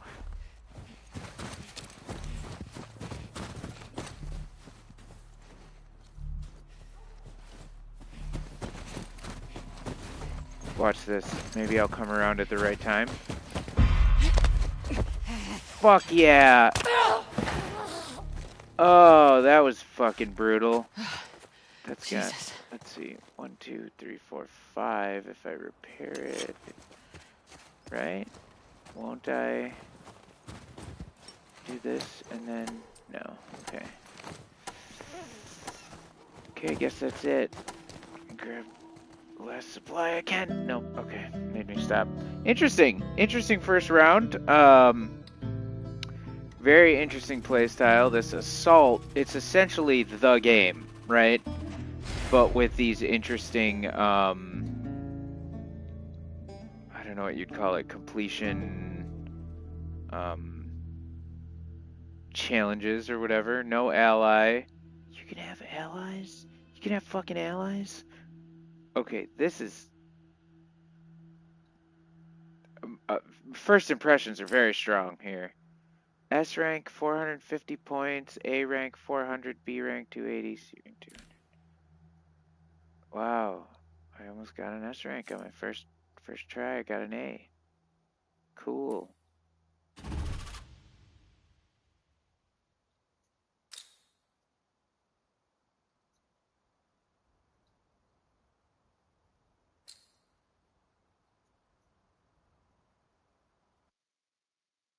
I wonder if the gameplay filter modes apply to no return. Like, can I do this in pixel mode? Visiting the trading post to exchange currency for weapons items. Items for sale change each time you return. Okay. This feels nice.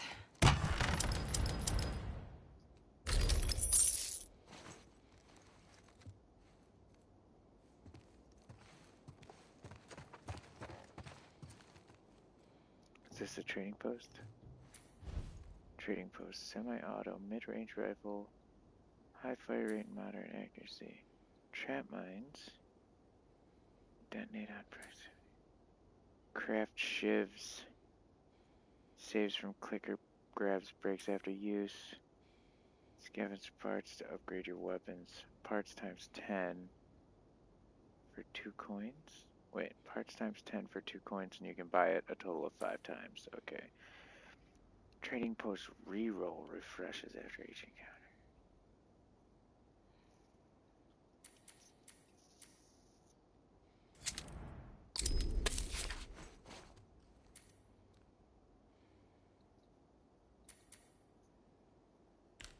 Well, let's look at whether we want more weapon parts. Where's the gun bench? Here it is.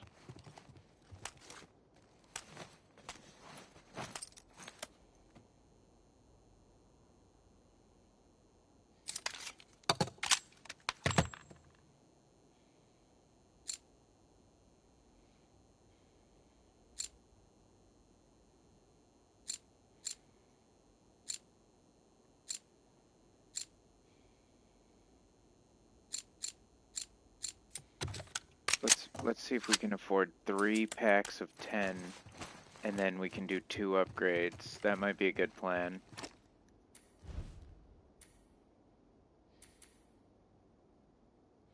One,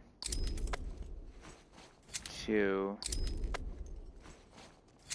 Oh, time. Oh, it's going up. Oh, does that mean you can buy like an unlimited amount? Oh, I thought it was telling you you could only buy X50. For example, 5. Interesting. Okay, that's not the case. Oh, this is sick. I think I might like this game mode. I'm not sure.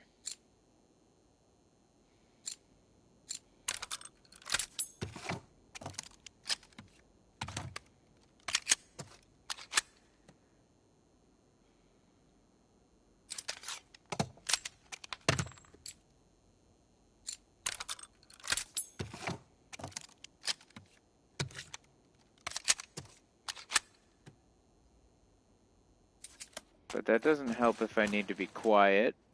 And she gets bonuses for melee kills. So, I probably should have looked at this. Heal on melee hit. After killing a strike, your next one will be a strike. Heal on melee. She's gonna be a beast.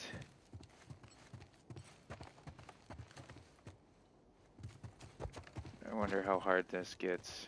I'm sure it gets hard, but... Alright, what do we got? Biohazard sign. What does that mean? Assault. What is the biohazard sign?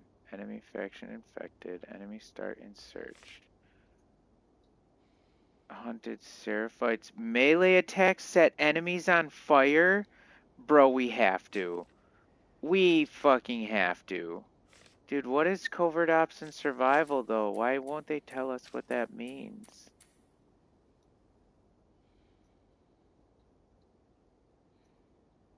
And you're being hunted?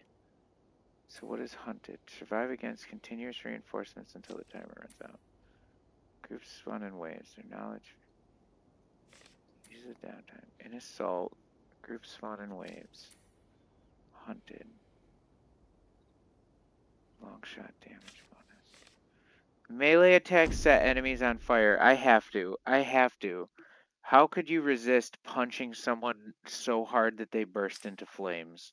Abby is the coolest person ever. What is this game? What is this game? This is the best game. Some encounters have mods that add special rules and mechanics and can drastically alter the gameplay. You can view the mods for an encounter on the planning board from the You can also unlock new mods by completing challenges. Allies will join you for some encounters. Look out for this on the planning board while choosing your route. Hunted. Survive the attack. Manny! Bro, we're gonna melee people to death. It's gonna be so good, my brother.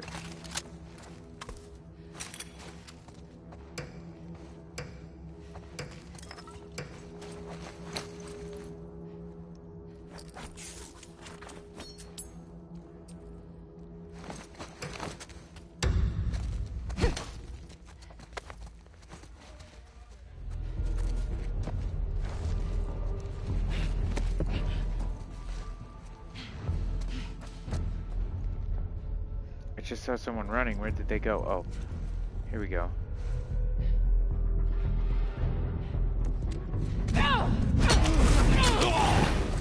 He literally got set on fire while I healed. That was incredible. I don't understand this game. This just turned into the it was always a good game. It might have even been the best game, but now it's the best, better, best game. Bigger, better, number, better, best. Best, better, number, better, bigger.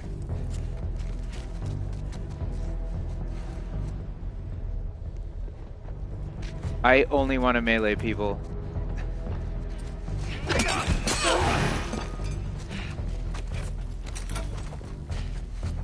And now I got a baseball bat.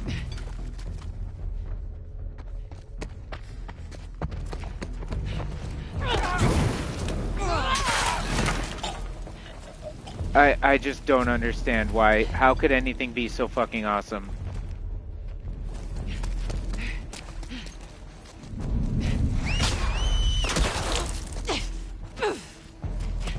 Get her ass!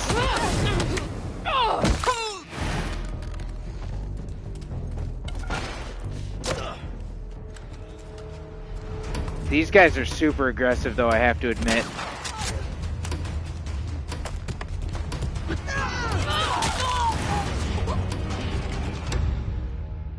Encounter complete.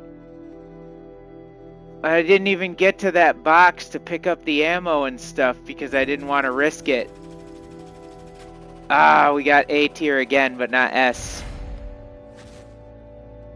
Points awarded for completing. Enemies killed. Only in hunted.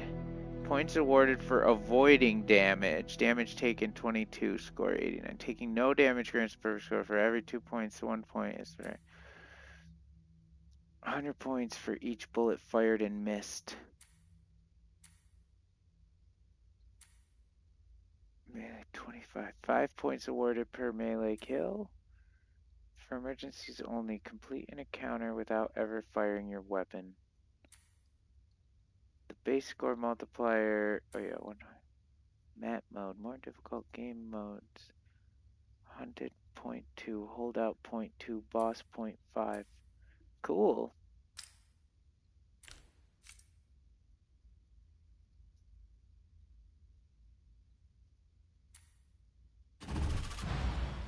We unlocked Lev. Gain 50 health from melee kills and attacks in one encounter. Skin vintage Naughty Dog. Okay. New track, Lev. Complete 3 encounters with Lev unlocks Yara. Mods. Complete 3 encounters with mods. Mods tier 1. Complete all challenges for Abby-aligned characters. Gun skin, wolf weapon skins. To do 16 challenges. Abby-aligned characters. Okay. Cool. I kind of like this so far. I've only done a couple, but like, I'm sure it gets much harder. But Pretty this is nice barracks, sick. all things considered.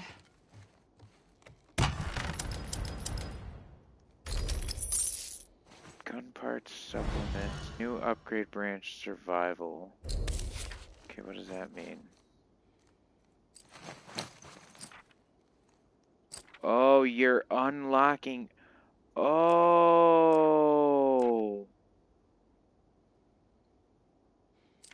Oh. Momentum, needs manual, find training manual. Okay, so the branches are this. Okay, what is this gonna say? Decrease close quarters, vigilance. So that's what it's gonna unlock in my book. Oh, and look, it burned these photographs because we didn't choose this route. Interesting. But also, it seems like they're re-gambling them because I didn't see Manny the first time. That seemed like a gamble. Enemy faction Seraphites. Assault, search, 145. This just seems easy. Decreased enemy health. That seems like we just chose an easy path. Alright, let's gun parts. I wish I could trade gun parts for drug upgrades. Cause I don't need I want to stay in melee mode right now on this play. Capacity. Well, if I'm not firing the gun, I maybe shouldn't need to fire it quite as fast. But on the other hand, if I'm not firing the gun, I won't need to fire it as many times.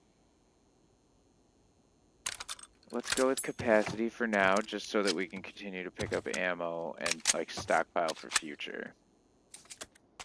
And hopefully with decreased enemy health, I will be punching people until they explode. They won't burst into flames anymore, but just literally their heads will explode. Oh my god, I can get a flamethrower? And it's a yellow, like, golden one? That seems like it's probably like a special deal or something.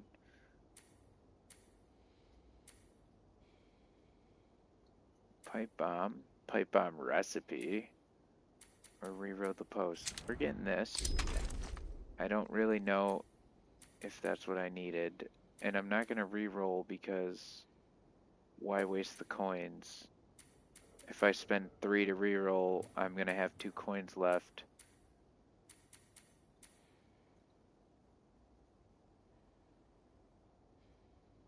I'll buy an extra health kit.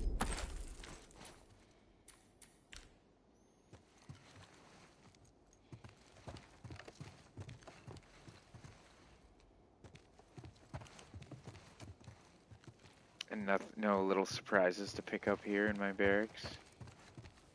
Okay.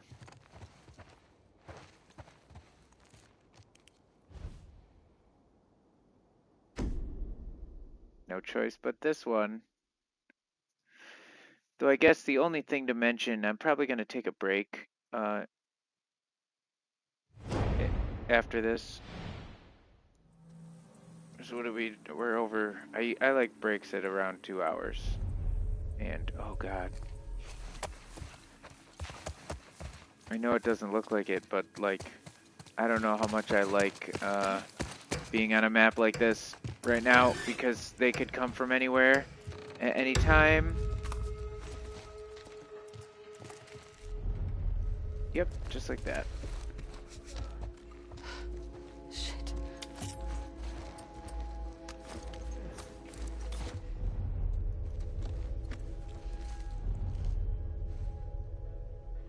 I don't even want to turn my back.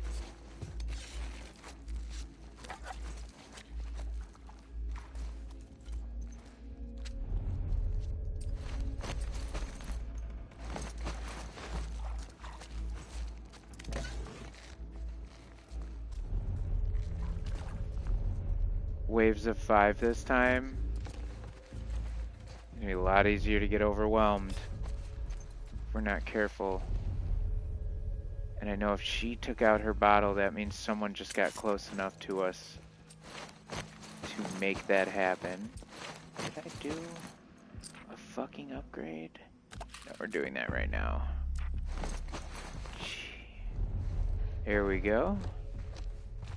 Let the games begin.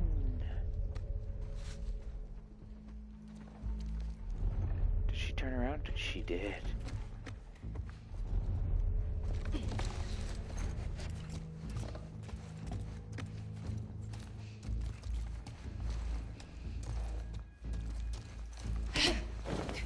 Shut up. Oh my god. She's making the face. Oh my god, she's making the mean face.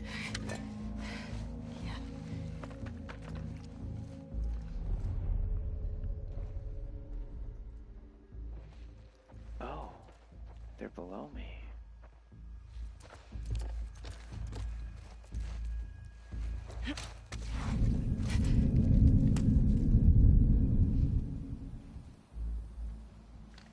Wow, that made me nervous. I should not have jumped out that window. I'm surprised he didn't see me.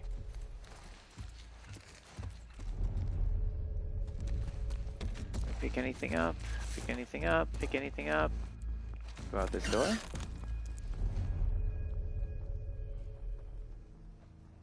Okay.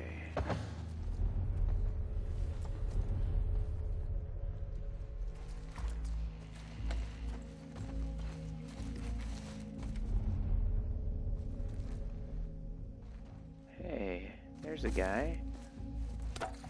Possibly coming up the stairs to pet. No? Maybe not?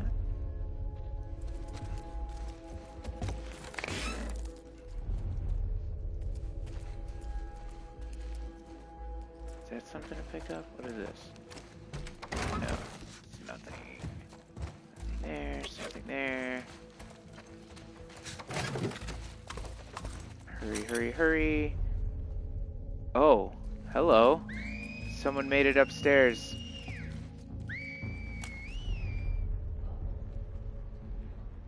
Bet if I open the door, they find me, right?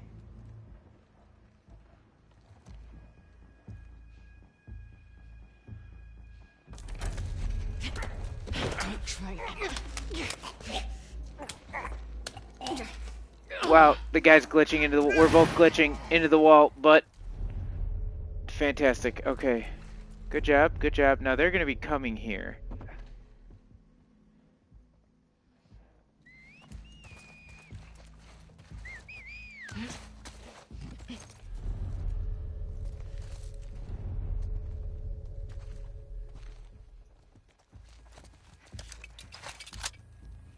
Now Abby can't craft a silencer yet. What could she do? She could do this. Just to make her stealth kills faster. Oh, 2? There's only 2? Oh, dang. I actually would have went for the melee upgrade if I knew I only got 2 out of that. That's fine. Fine. Tape. What else? This thing.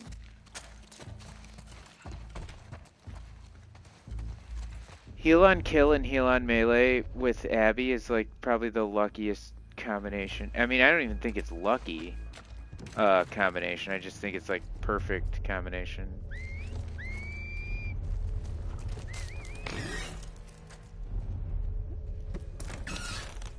Where are these fucking guys? Are you beneath me? Oh my god, I can hide under the bed.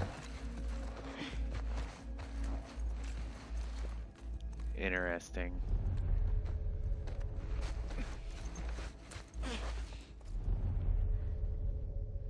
There's a guy there. So there's 3 of them left apparently. And I know where 2 of them are, and one of them's gonna try and come in here. Because Because he's gonna be like, oh fuck, just like the other guy.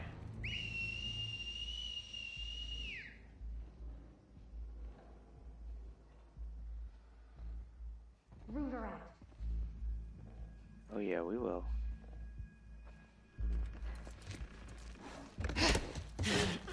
Wild. Wild. The way the door just glitched was wild.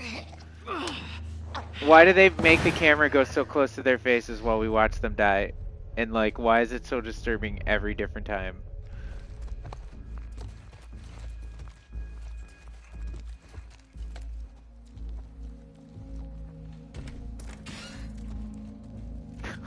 The body goes flying across the floor. I guess I should just use the bullets and then pick up the more bullets because...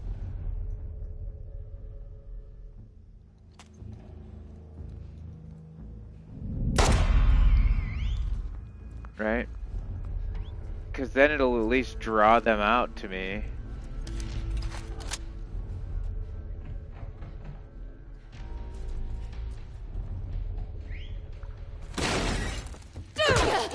Oh! Oh! Wow, I thought I'd be able to do the magic, Oh! Oh! I have never seen that one. Oh my god. Dude, that... Okay, so it's gotta be done on the last... Where's that crate? I see it. I see it. Get to it. Oh.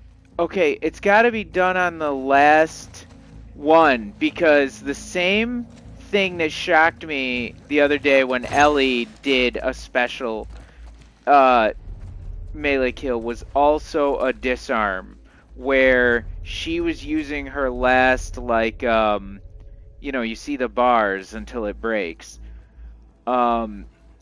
And then she actually disarms the person of their weapon at the same time. And that's just what Abby did there by grabbing the hammer from the guy and just smacking him on the fucking head. That was so good. It's so good. That was awesome. This is, what a game.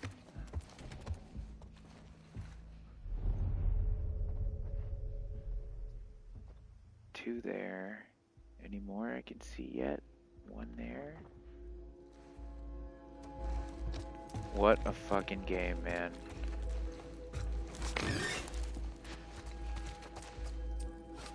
Can I do? No? Okay. What do I need to craft? Oh, this guy's in the house now, so that's cool. He'll come upstairs, I think. I need a half a scissor. I need a half a scissor. Half a scissor.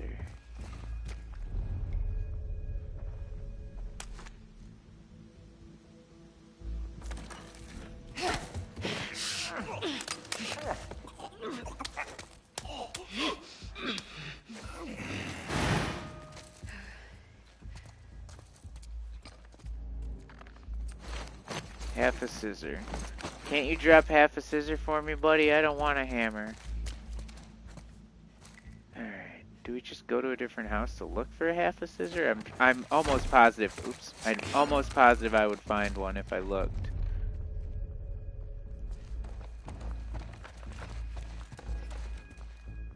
Where are you guys? Let's lure you over here. Oh, there's one. Well, there's still 4 of them, and I don't want 4 to gang up on me, but... Oh. We got a new friend. Oh, I'm on the wrong side.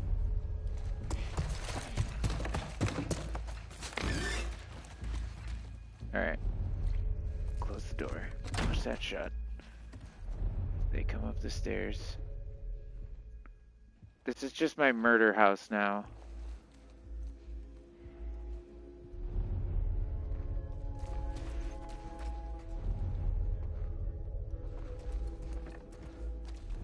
I would very obviously get killed by the Seraphites, like the first one. But I like to imagine in my little heart of hearts that this is the type of murder house I would run if I was being hunted by a group of cultists.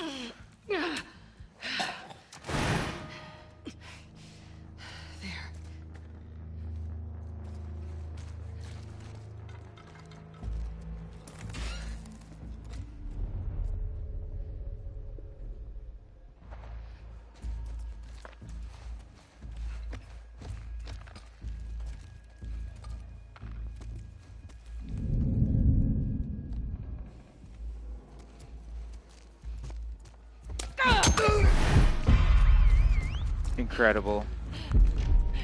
What, did she just see someone? What just happened? Did someone just see me? Did I just blow my cover? Someone see in the window of me smack that fucker on the head? No way. That's really what they did? Incredible. Okay.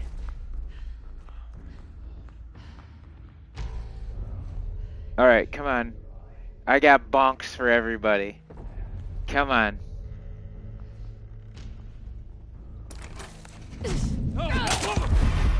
Caught you, wolf! Did you though? Oh!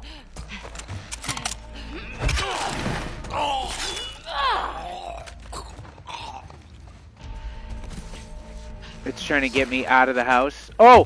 Okay, that was cool. That was a cool, like, physics moment. Gimme, where's the chest? Where's the chest? Where's the chest? Oh. It's just like, what the fuck? Guess what? I'm going back. It's a perfect house. Oh, it's got a good garage, too. Not one that can be closed, but... it's got stuff in it. Oh, there's my half a scissor. Come on, let's go, let's go, let's go, let's go, let's go, let's go, let's go, let's go. Damn it!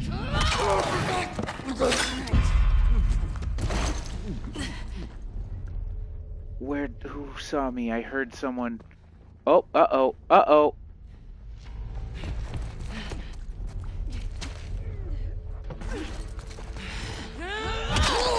Oh my god, dude. Abby is disgusting.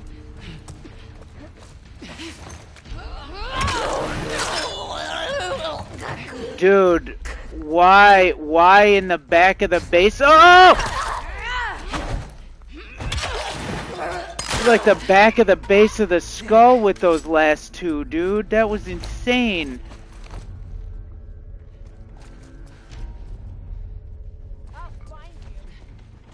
I don't know if you want to at this point, dude. I've killed like 15 people in this house. Dude, if I walked into this house and saw all these bodies, I would go the other way.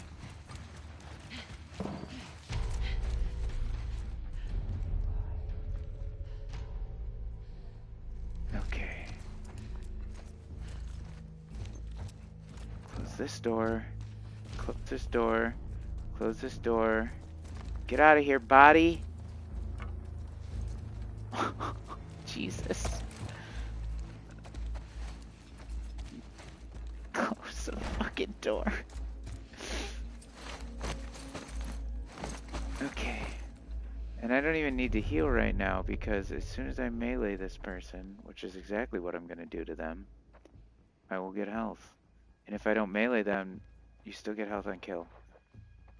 Health on kill, melee on melee, health on kill, health on melee with Abby is like, how did they let that happen? Is this an oversight? Are we doing big cheese right now?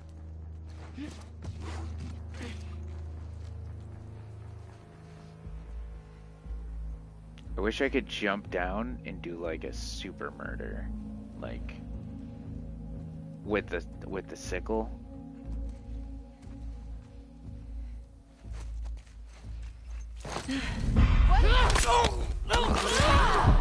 Kind of like that, I guess. Holy shit. Man. That was fucking bonkers. I can't believe I holed up in the same house that whole time.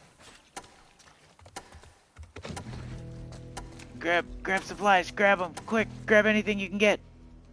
Haha. Cool, what a cool mode.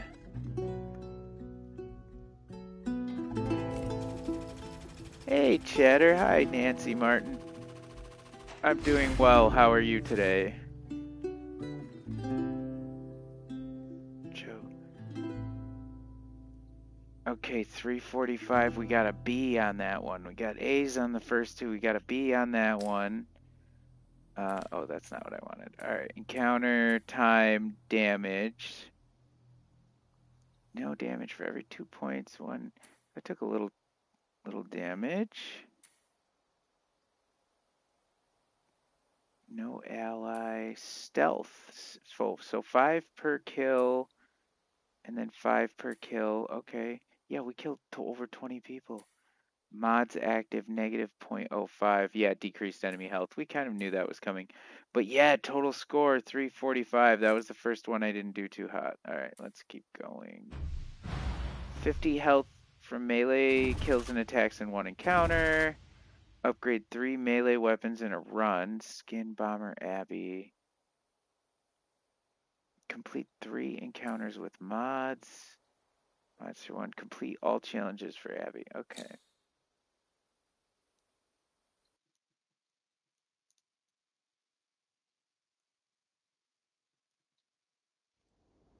Where to now? Alright, let's see what my rewards are. Kind of light on the rewards because of taking an easier path.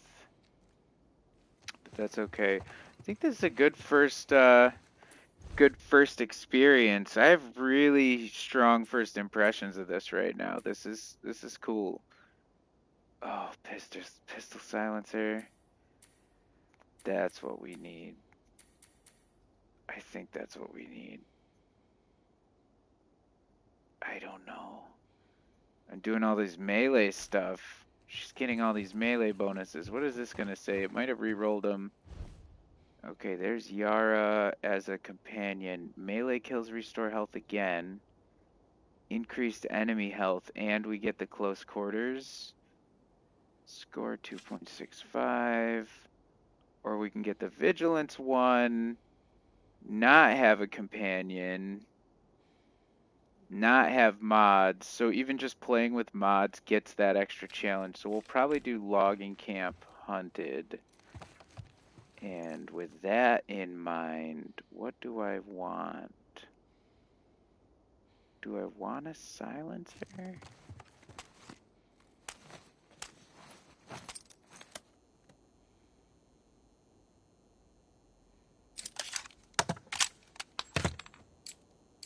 Oh, I can't even afford the upgrade for I need 10 more. Okay, so we can't even do that for this. But we can, I think, get the... I think the crafting recipe for the silencer might be good because I've been doing silent stuff, and if things get really hairy, we can pick off a couple, still stay mostly silent. Trap mine, double barrel. And then I think I'll save the rest of them. Oh, that'd be nice to get a shotgun. Because I think if I save the rest of them for the next encounters, that might be helpful. What do we think? We got 30 gun parts, we got 40 pills, we can do pills. Faster crafting. Needs manual. Increase speed of using a health kit. So we can get faster crafting. Oh, maybe I should have done momentum, but that's okay.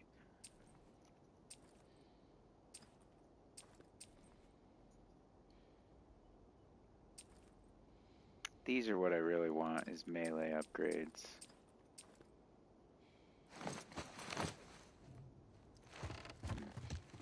So, yeah, I think I'll save these. I think, I mean, a shotgun would be nice right now. I just can't justify it right now. I'm doing okay with the melees and the pistol. And we're sticking with melee on this one, so we'll save them for next time. Yeah, strong first impressions.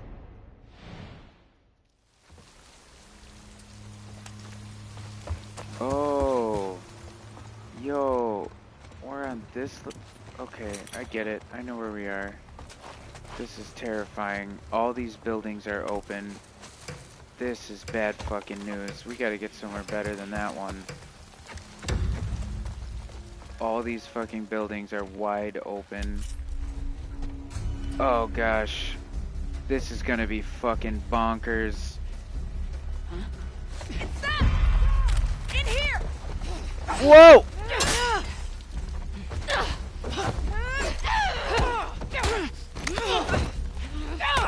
Oh! Oh! Oh! Oh! Oh!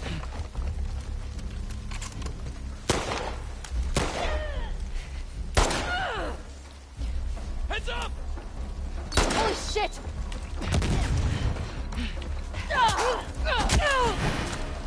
Can you imagine just being like, this person's hiding around a corner with a gun, and you're like, I'm gonna run up to them and punch them so hard they die.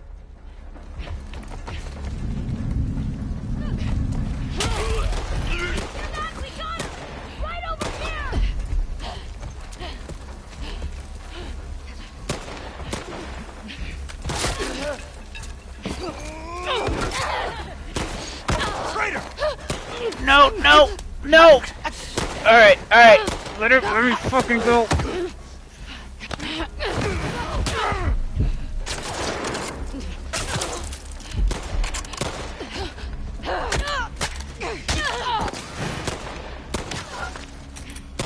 Pick up that fucking, yep. Thought I saw him over there!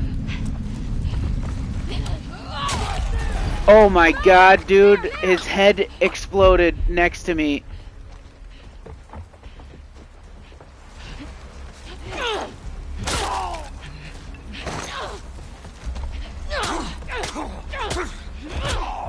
Move in! Oh my god, dude. She's a fucking animal. Oh, oh, oh fuck. Come on! Over there! Oh my god, dude. This is insane. I found them! Right in there! Oh my gosh. Oh, and the tension was just going crazy.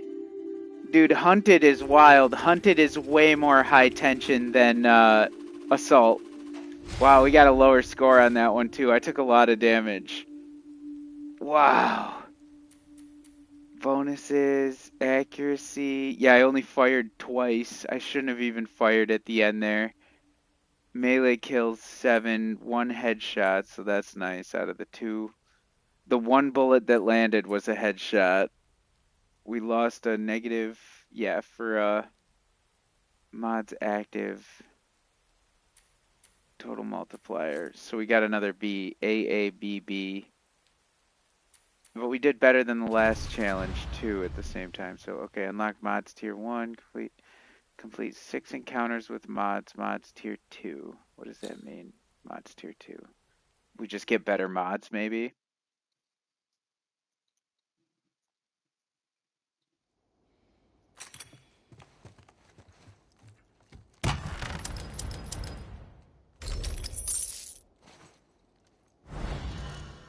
Nice. New upgrade branch close quarters. What can we do with that? Improved melee. That's what we can do with that. That's what we're going to do with that. 25% health.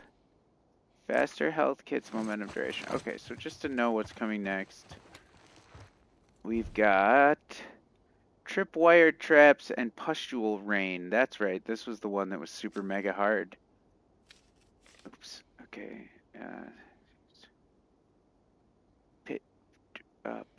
Pustule rain. So what does that mean? Just stay indoors? Military pistol ammo. Ammo for the military pistol. A heavy two-handed melee. Pipe bomb, trip mine, reroll. Got 40 coins.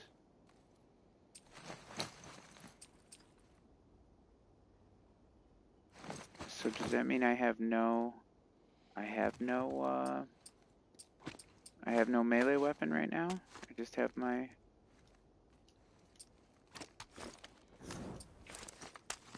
I guess we could take a lead pipe. Spend our coins on that. I've got 40 coins, and that's a decent amount for now. Especially if I'm saving them for hopefully before the boss. Of course, I don't want them totally to go to waste. Classic RPG player. Hoard everything until the end and then don't even use it. You're making the game harder for yourself for no reason. Okay, alright, so we got our pistol fully upgraded. I mean, that's good, right? So that'll help us. Pustule rain, so that's going to be an environmental thing, but what was the other one? Tripwire traps. That's going to be a pain in the dick, too. Oh, resort. So, what is that, Santa Barbara?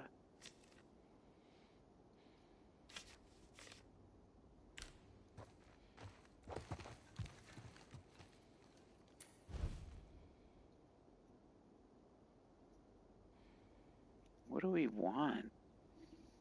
Military pistol ammo. Lead pipe. Do we re-roll it now? No, let's save those 35 for next time. And then, I mean, it seems like it's going to be too many to even use. That's what I'm hesitating about here. And the gun parts, I can't do anything with the gun parts, so. And then what was that? Oh, mechanics symbol? What does it say? Wrench. Oh, because I can actually build right now. Yeah, let's fucking do it. 2, 3, 4, 5, 6. So we got 6 shots with the melee. It's upgraded. We upgraded our actual melee with the close quarters. +1 durability. That's how we got that. Okay. Next. Let's see what's here. Tripwire traps, pustule rain. So the tripwire traps, if we're lucky, what we'll have to do is try to be careful for those, but we'll throw you know, bottles and shit at the tripwire traps that we can see. Oh, hello.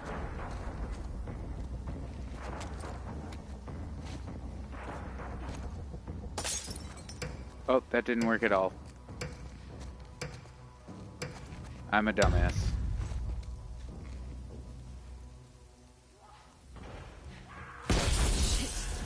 Oh. What the fuck? That's pustule rain? How do I know when that's gonna happen?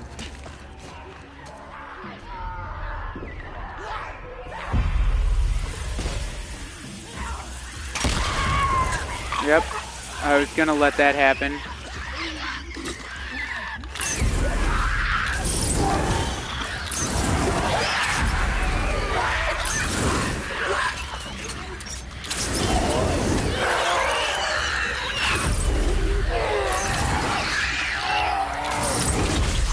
I'm just trying to use it sparingly because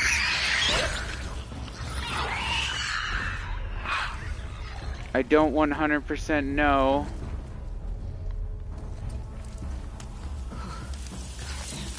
Oh, next wave. Okay, okay, okay. I should be moving.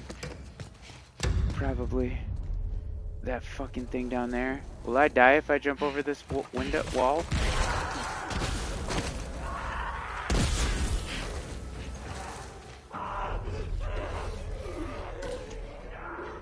But the tripwire trap can kill me too. That's the fucking bad news, you know?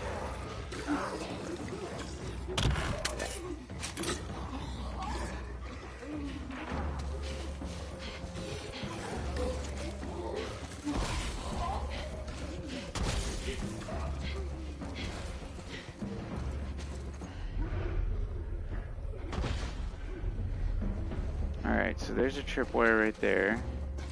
And then...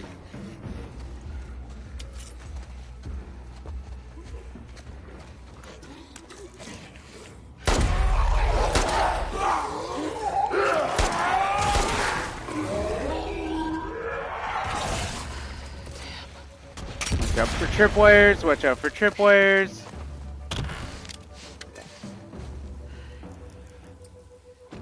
Guess I'll use one of these just in case because the next wave is coming. I don't like being where I am right now. Oh, I guess... Oh, shit. Okay. Because I feel like I'm out in the open.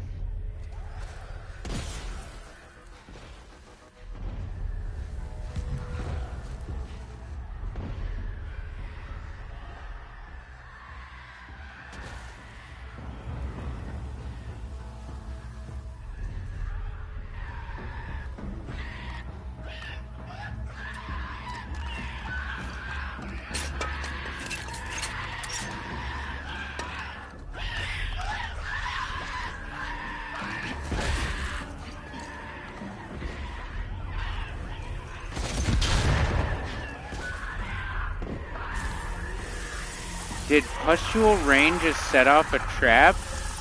Can that happen?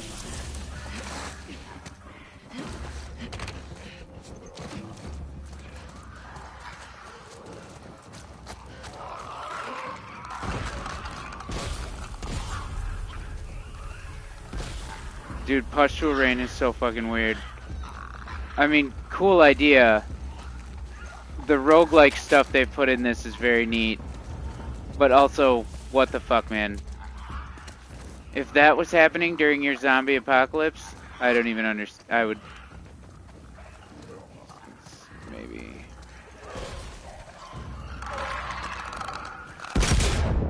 What? Yeah, see, Pustule Rain can set off a fucking...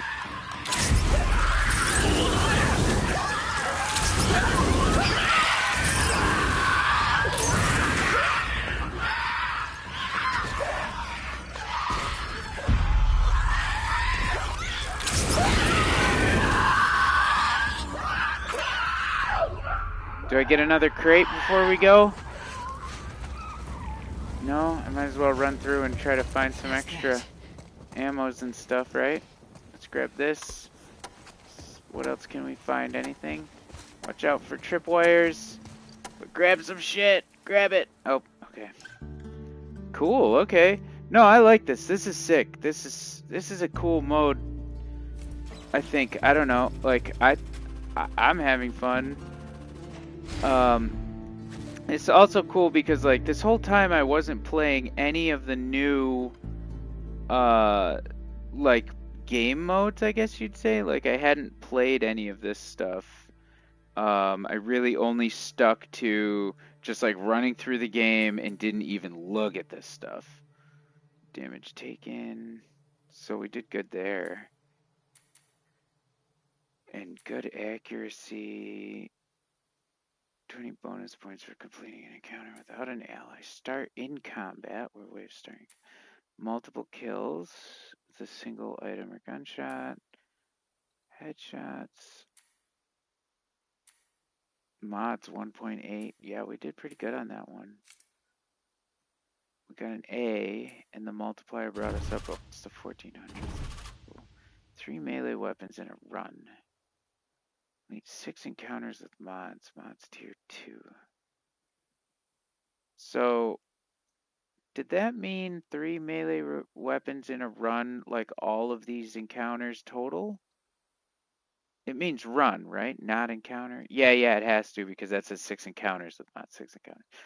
Alright, so now, this is the boss, my first boss. This confrontation is the final encounter. You can unlock new boss encounters by completing challenges. So it's saying go all out. It's saying spend all your money, buy all your shit, fix all your stuff, take all your supplements. Interesting. I feel like they should just call it meth or something. I don't even know. Like, shouldn't they just call it drugs? Sounds more like what it probably. 30 faster health kits. Plus 25% maximum health. See, Brawler, if it's the arcade bloater, I don't need Brawler very much because you only get a couple like runners, right? I don't even think I'm only on moderate difficulty. Like I might get a clicker, maybe, but I'm not gonna be chaining things with momentum. So I'm gonna pick 25% health because it's just a big ass chunk of health. And then let's see if it tells me any like modifications or anything. No, it just says arcade bloater 2x multiplier. And we've got tons of gun parts. I wish I could spend the gun parts on something. Flamethrower fuel times 20, that might be helpful. Pipe bomb recipe. Parts, use scavenge parts or reroll. So let's do 1, 2, 3 to get full. And then we'll re-roll it since this is our last encounter. Trap mine recipe. I mean, we could take them out with trap mines if I have the crafting ingredients. What do I have?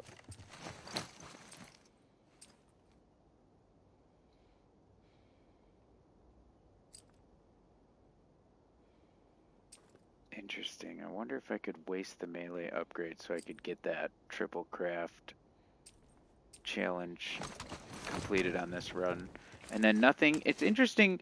It's too bad it doesn't let you upgrade like the flamethrower or something else, because like I have these 125 gun parts. I wish I could trade them in for coins or something. Military pistol ammo times 6. Yeah, we'll take that. We'll just stock up on everything, I guess. I don't have a semi-automatic rifle. Do I want to buy a bunch of pipe bombs? It's just the arcade bloater. With this many pipe bombs and flamethrowers and shit, like, it doesn't stand a chance. We might as well get this, because we have nothing else, like... Oh, we can get the rifle? I thought that was ammunition! Oh, fuck yeah. Fuck yeah, I'll take the rifle. Oh, see, I worried that we'd have some left over even if we bought everything. But that's not bad. We'll just have to plan that a little better in the next time, right? Because that way we'll buy something earlier and then hold on to it. So, oh, what did I do? Reset all my stream tags and everything. I don't care. Okay, so let's see what the boss is all about here. I think that's about it. Oh, let's try to build a mine. Oh yeah, look, we don't even have, we don't even have the supplies. That's fine. But I do want to try to do this. If I have a chance to do a melee upgrade, I might try to kill like a runner with a melee, just so that I can enable that, I don't know, whatever it's called. Enable that, not mod, but challenge. Complete the challenge. What's wrong with my brain? All right, Arcade Bloater, what do you got for us, buddy?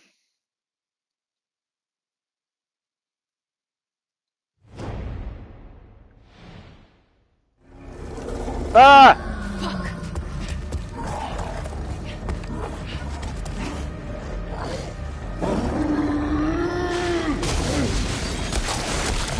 Ah! I forgot it's a fucking bull in a china shop.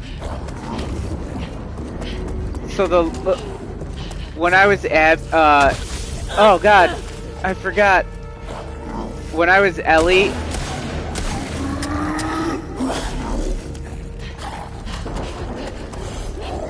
ah!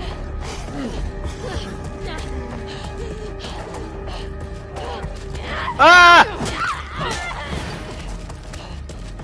Okay, we gotta try to get the, we gotta try.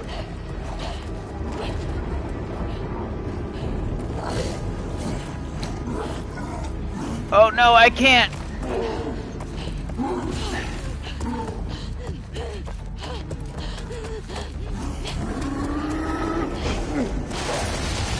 Ah! Fuck. Okay, okay, through here.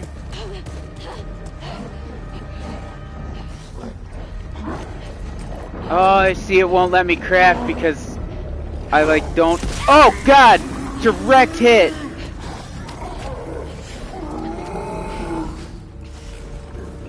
Heal, heal, heal, heal, heal! Go, go, go!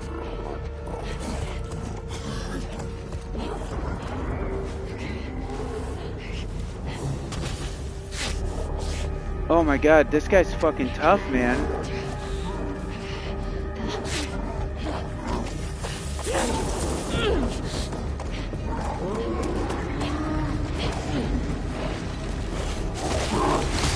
No, no, no! I gotta get my fucking gun out, man.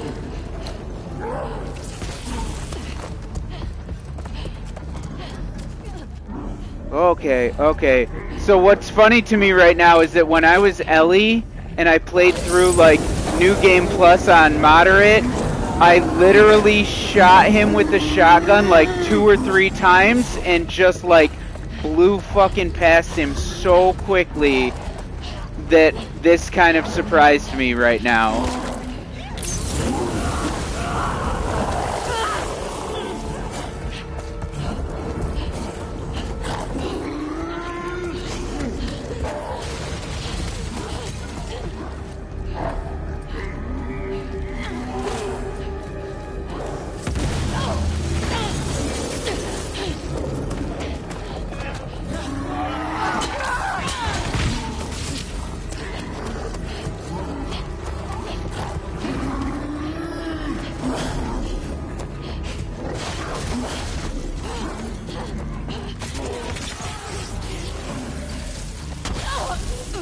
Jesus Christmas!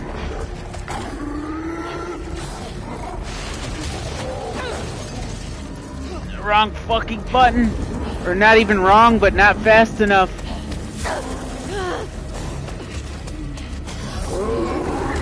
Oh God. Oh God! What the fuck? Is that a shambler?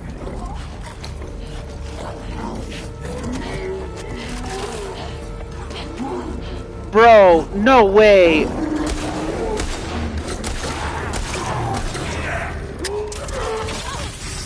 No fucking way.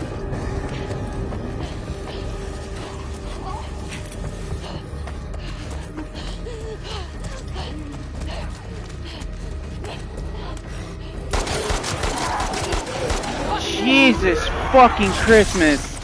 Ho ho. Incredible. Dude, they put a shambler. I was like, I won't even get a clicker. They might do one clicker. I just got my ass kicked. Oh my God. Woo. We still got an A. That was cool. We got, what, 4 A's and 2 B's, I think? Nice. Run total got an A. Theater infestation. Rattler captain infection. Play 1 run unlocks feature custom run. Play 2 runs feature gambits. What are gambits? X-Men?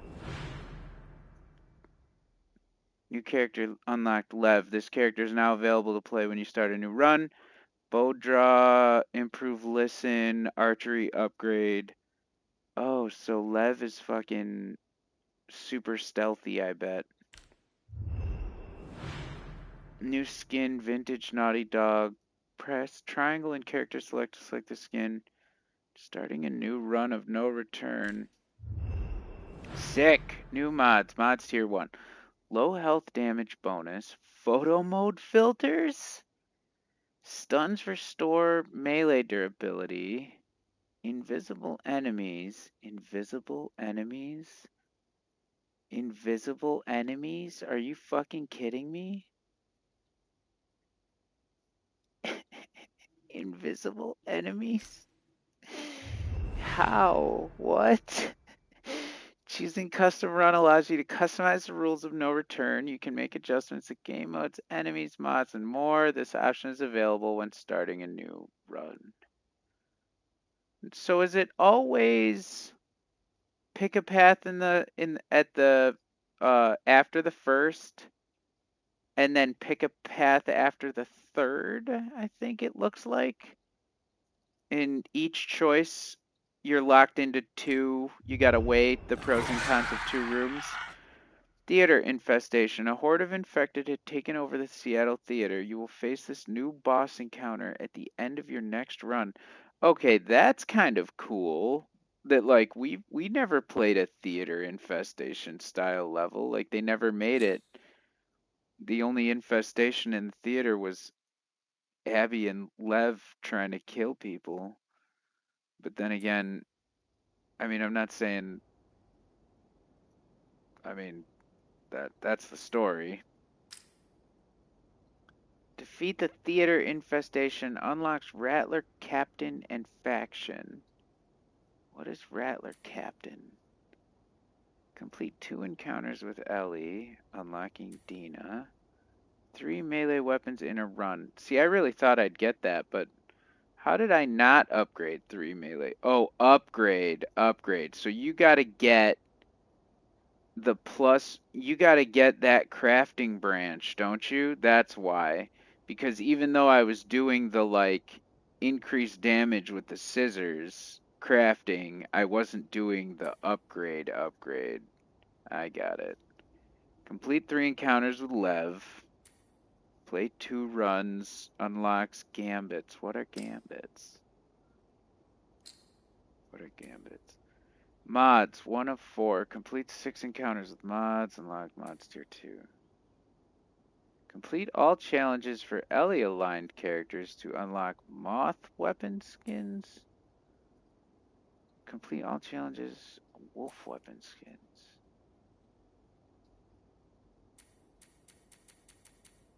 This is cool. Also, all this stuff, you know, this is a lot of, like, little things to be like, oh, I only need 1 more. Oh, I only need 2 of those. Like, lots of little dopamine hits. They really definitely crafted this. I hate to say it, but this almost has the flavor of live service.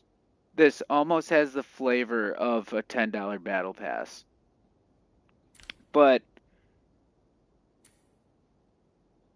I like the game mode enough, and because there's no premium currency, they totally get a pass. View your all-time best standard run scores. Playing using gameplay modifiers from the extras menu will not post a score to this table. Custom, view your all-time custom run. Daily run leaderboard. You can make 1 attempt at the daily run per day. Everyone plays the same randomly generated run. Oh my gosh, that's cool. The Wordle version of Last of Us, you get one puzzle per day or whatever. Or well, I don't know if they even still do that, but everyone plays the same. No return.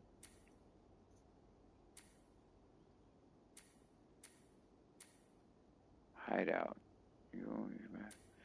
Planning board. Use listen mode to reveal its location. Be sure to collect your reward. Trading post. I'll bet you there's already people out there that are like,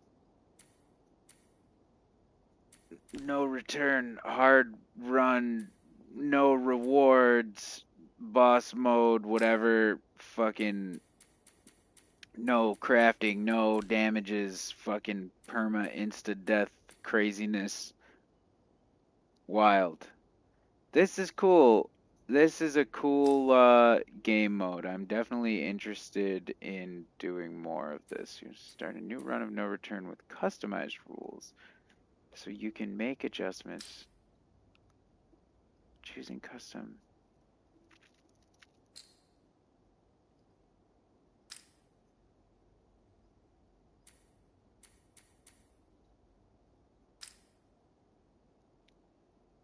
Whoa.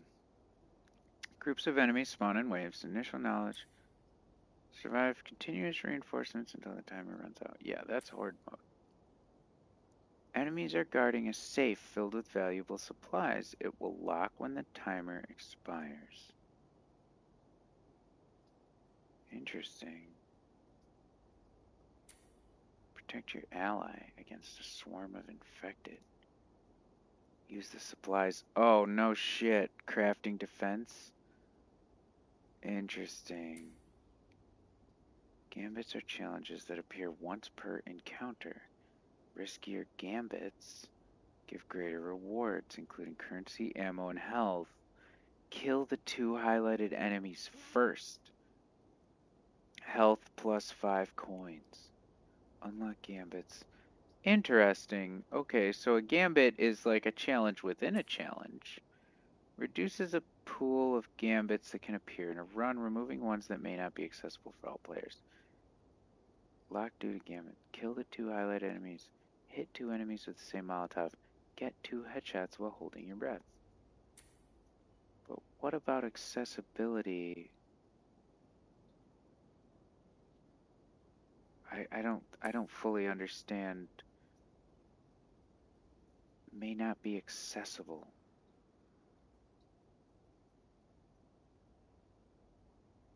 What could that be? What challenge could that be that would be not accessible? They make a clicker, the colorblind disappear colors. I don't understand what this means about accessibility. Mechanics, dead drop. Deposit requested items at the dead drop to receive an extra weapon or recipe. Oh, that's cool. See, this is sick. This is a lot of variations. Like, this is cool stuff. I almost wish I didn't open this menu and read all these. But that's cool. Enemies, Seraphites, Rattlers, Infected, and then more bosses. Yeah, I don't want to ruin all the bosses, but it's gonna be all the same bosses from the game, probably.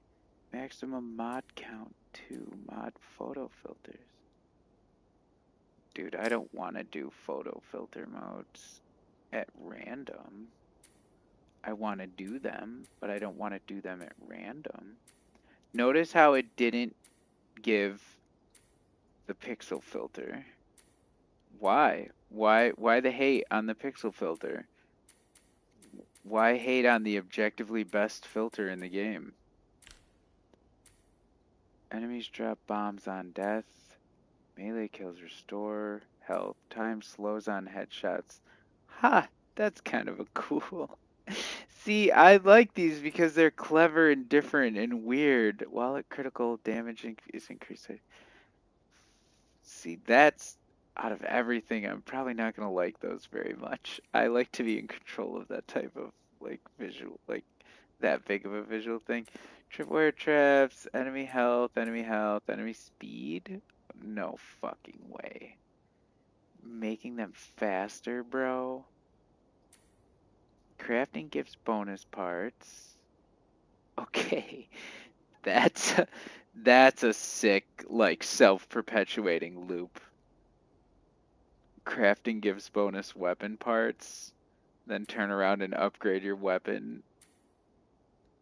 Vaulting boosts movement, temporarily unlocks all recipes.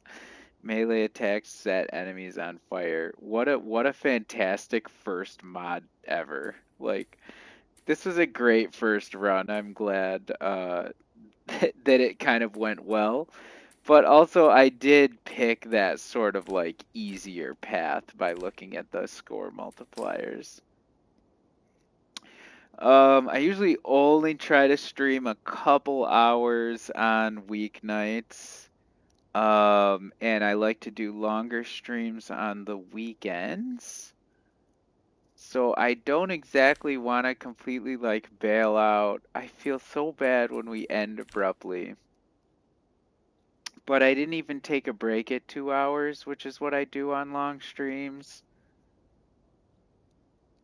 Uh, and it's almost 1 in the morning here, so I think this is gonna wrap it up for tonight. We looked at the extras. the lost levels and the no return mode. This is one I think I'm gonna try to see what I can pull out of the edit on this one and maybe post this one up on YouTube. Um, the YouTube is linked in the description.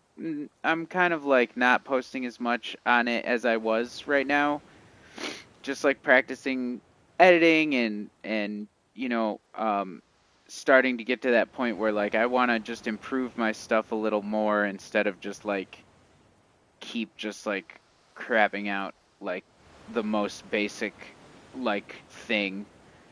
So uh check that out if you're interested for like older long plays and stuff, or some future videos that'll probably be a little more random or like few and far between. We do have the first Last of Us Part 1 playthrough. Last of Us Part 2 playthrough is the first time playing. Thank you so much for checking out the stream. I always appreciate everybody who stops by and checks in. I know there's millions of channels out there, so I always appreciate the time that you spend here. Thank you so much for checking out the channel, and we will see you tomorrow. And I don't even know what I'm going to play yet tomorrow. Maybe we'll check out more No Return, or we might start to pivot back into some other games. But on the future radar, I'm looking at the Resident Evil 2 and Resident Evil 3 remasters. Those just went up on Game Pass, and I've been itching to play those because I've never played those before. And this weekend we're doing an Abandonware stream, so check us out. Have a great night.